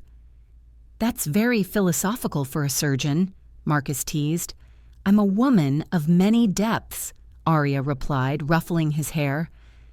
That night, alone in her room, Aria thought about the journey she had taken. From the terrified pregnant woman in the rain to the successful surgeon with a found family. From believing love was weakness to understanding that love was risk, and risk was part of being human. She had not forgiven Julian or Catherine. She probably never would. But she had released the stranglehold their betrayal had on her life. She had stopped letting their crime define her entire existence, and that felt like victory. Years continued to pass. Lily went to MIT to study biomedical engineering. Marcus chose art school, focusing on medical illustration, or finding a way to combine both his parents' worlds. They called home every week, thriving in their different paths, confident and kind. Julian remained a peripheral figure. He attended their graduations, sent thoughtful cards on birthdays, asked for nothing in return. He had rebuilt his life around service, working with addiction recovery programs, never remarrying, living quietly with his regrets. "Do you think he's truly changed?" David asked Aria one evening as they watched the sunset from their balcony. They had married 3 years earlier, a small ceremony with just family and close friends. David had never pushed for more children, content with the blended family they had created. "I think he's trying," Aria said, "and that's more than I expected. Change is possible, just slow and incomplete." "Do you regret letting the children know him?"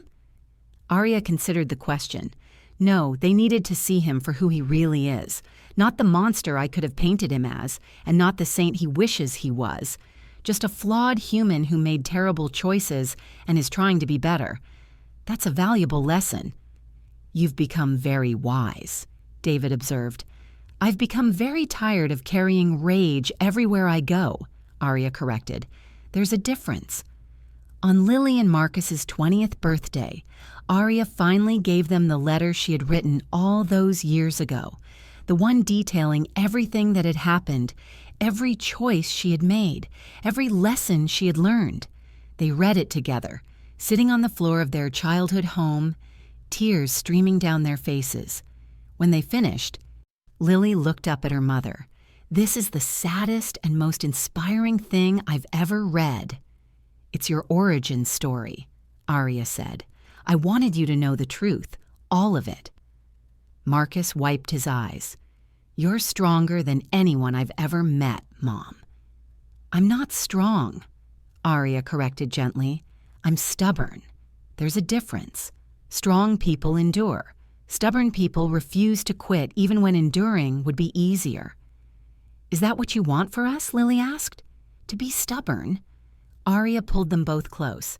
"I want you to be honest. With yourselves, with the world, with the people you love. I want you to know that fear is a liar and discipline is freedom. I want you to understand that you can be broken and still rebuild, that you can be hurt and still trust. That you can lose everything and still find joy." "That's a lot to want," Marcus said with a small smile. "You're my children. I want everything for you." 25 years after that freezing night in the rain, Aria Sterling Chen stood on a stage accepting a Lifetime Achievement Award for her contributions to cardiac surgery. She had saved over 1,000 lives, trained hundreds of surgeons, revolutionized treatment protocols, and built a legacy that would outlive her body. But as she looked out at the audience, she did not think about the surgeries or the accolades. She thought about the girl she had been, terrified and bleeding on marble floors, homeless and desperate in a city that did not care, determined and furious in medical school. That girl had built this life. That girl had refused to let cruelty win. That girl had been told she and her children were worthless, and she had spent 25 years proving that assessment catastrophically wrong. "They told me I was a curse," Aria said into the microphone, her voice clear and strong. "They told me my children would bring ruin. They beat me, discarded me, left me to die, and for a long time I let that night define me. I let their cruelty shape me into someone hard and cold and untouchable." The audience was completely silent. But somewhere along the way, I learned something important. Survival isn't about becoming hard. It's about becoming resilient. It's about bending without breaking. It's about allowing yourself to heal even when the scars remain. It's about choosing discipline over chaos, truth over fear, and science over superstition every single day. She paused, finding Lily and Marcus in the crowd. They were standing, tears streaming down their faces, applauding. To everyone who has ever been told they are not enough, not wanted, not worthy, you are the only person who gets to decide your value. Not your family, not your circumstances, not the worst thing that ever happened to you. You are the author of your own story. And if you don't like the chapter you're in, write a better one. It's never too late. It's never impossible. It just requires discipline, honesty, and the stubborn refusal to let fear make your decisions. The standing ovation lasted 5 minutes, but Aria barely heard it. She was thinking about the freezing rain, the desperate whisper she had made to herself. No one will ever decide who deserves to live again. And she had kept that promise. To herself, to her children, to every patient she had ever saved. And in keeping it, she had built a life worth living. Not a perfect life, not a painless life, but a true life. And that, she had learned, was all that mattered. The years that followed were quieter.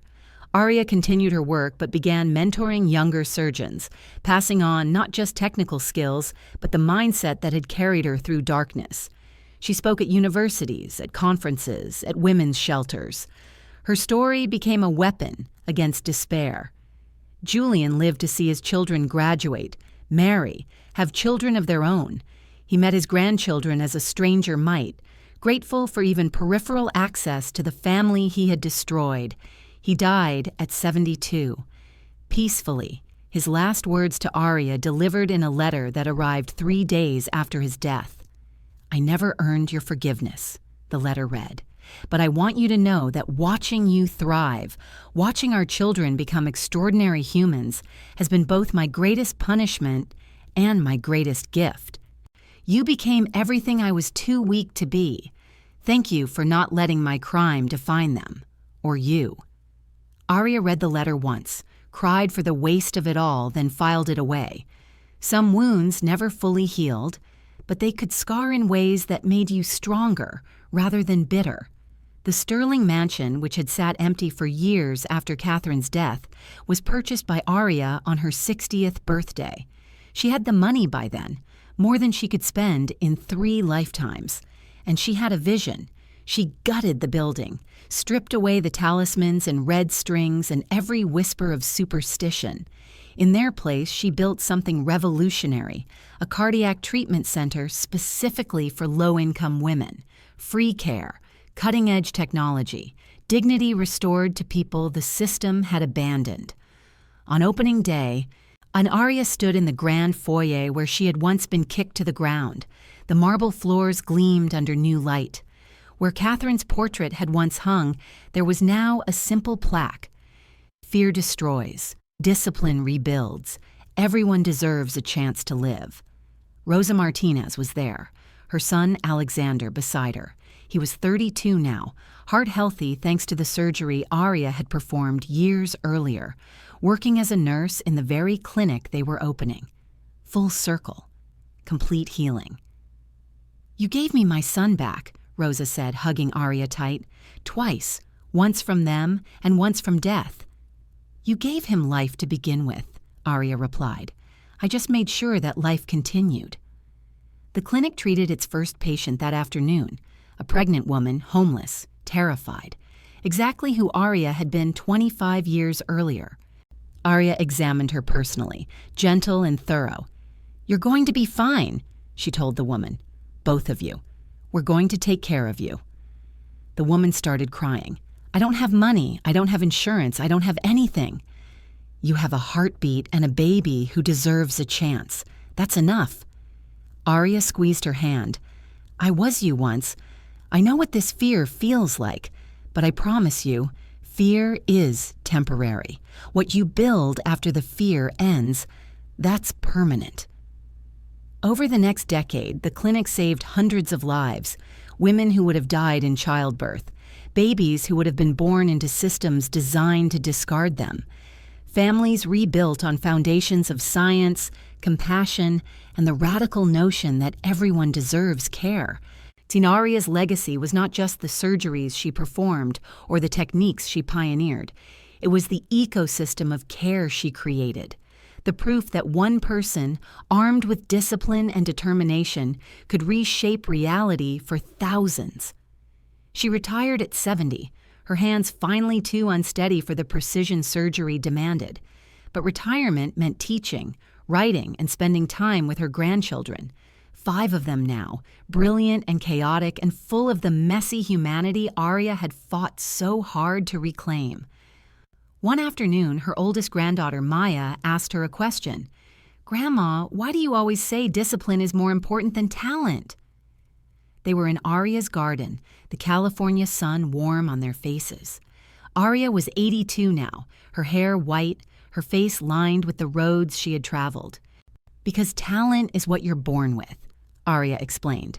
"It's luck, genetics, circumstance. But discipline is what you choose. It's showing up every day even when you don't feel like it. It's doing the hard thing when the easy thing is right there. It's refusing to let your worst moment define your entire story." "Is that what you did? After what happened with your husband?" Aria had told all her grandchildren the story, age-appropriate versions that grew more detailed as they grew older. She believed in truth, always. "Yes, I could have let that night destroy me. I could have become bitter and broken and small. Instead, I decided to become so excellent that no one could ever discard me again. Not because I needed their approval, but because I needed to prove to myself that I was more than what they said I was." Maya was quiet for a moment.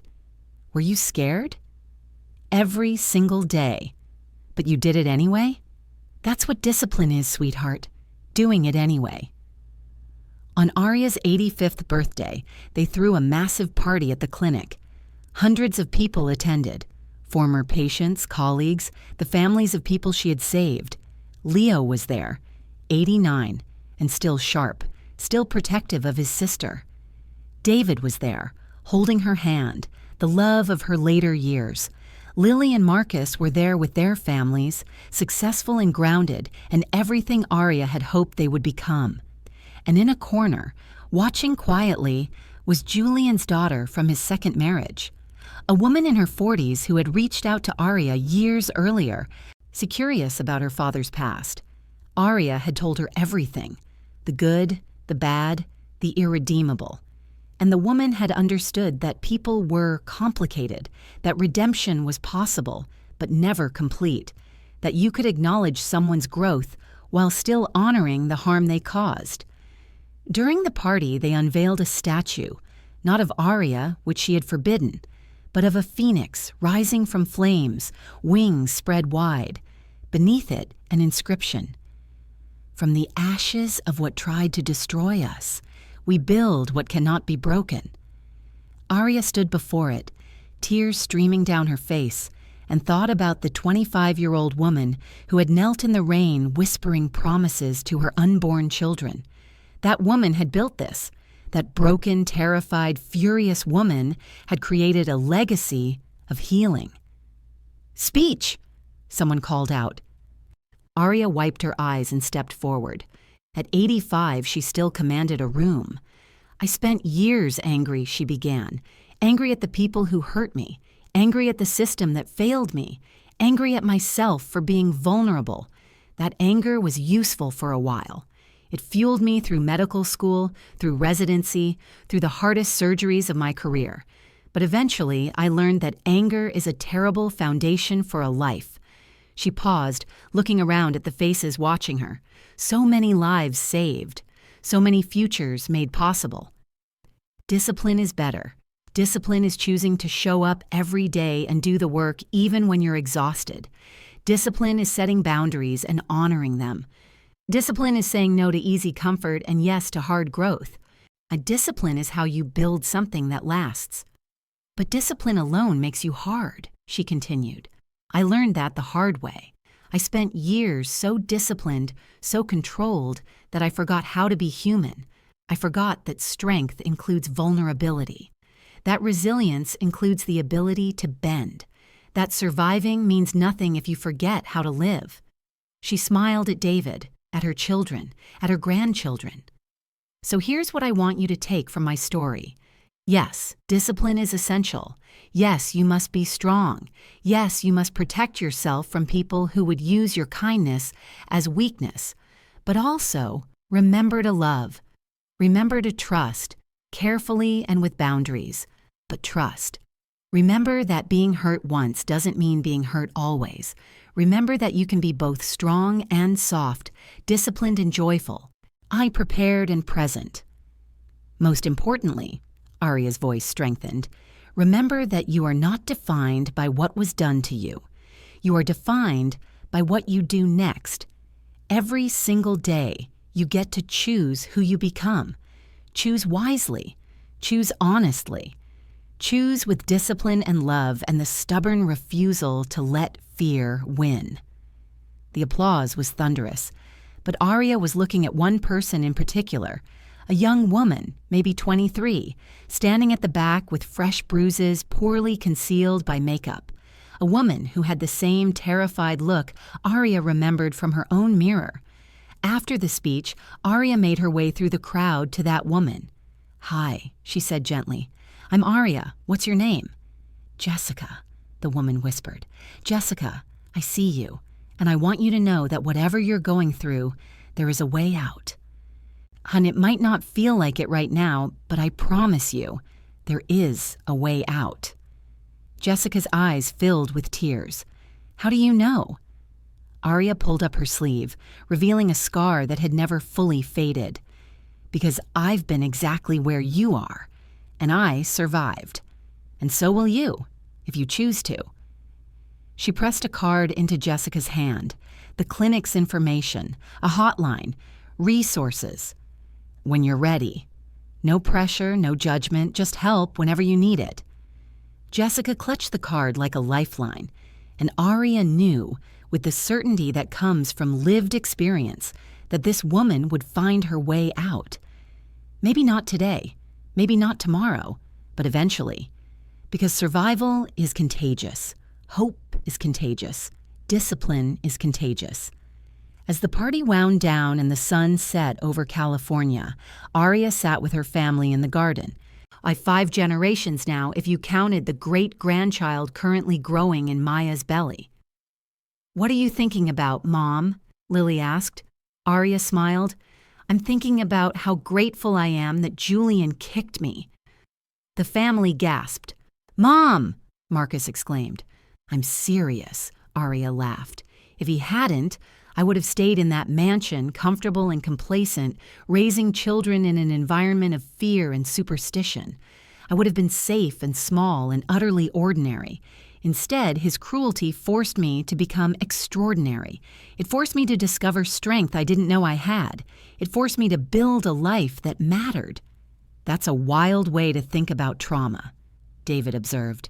"Maybe, but it's true." Aria looked at each face around her, these people she loved with the fierce, yet protective love that had carried her through everything. "I'm not saying the trauma was good. I'm not saying he should have done it. But I am saying that sometimes the worst things that happen to us crack us open in ways that let the light in. And if we're brave enough, stubborn enough, disciplined enough, we can use that light to rebuild ourselves into something beautiful. The sun dipped below the horizon. Stars emerged, ancient and constant, and Aria Sterling Chen, who had been beaten and discarded and left for dead, who had risen from nothing to build everything, sat surrounded by love she had never thought possible. Fear had tried to destroy her. Discipline had rebuilt her. Love had healed her. And in the end, that was the only victory that mattered. If you stayed until the end of this story, you've witnessed something important. Not just one woman's journey from trauma to triumph, but proof that you are never too broken to rebuild. That discipline defeats chaos. That science conquers superstition. That the people who try to bury you have no idea they're planting seeds. Whatever you're facing right now, whatever has tried to destroy you, remember Aria's words. Fear is temporary. What you build after the fear ends is permanent. Choose discipline. Choose truth. Choose the stubborn refusal to let your worst moment write your entire story. Now go subscribe to this channel, share this video with someone who needs to see it, and start building your own empire from whatever ashes you're standing in. Because the only person who decides your worth is you, and you are worth more than you know.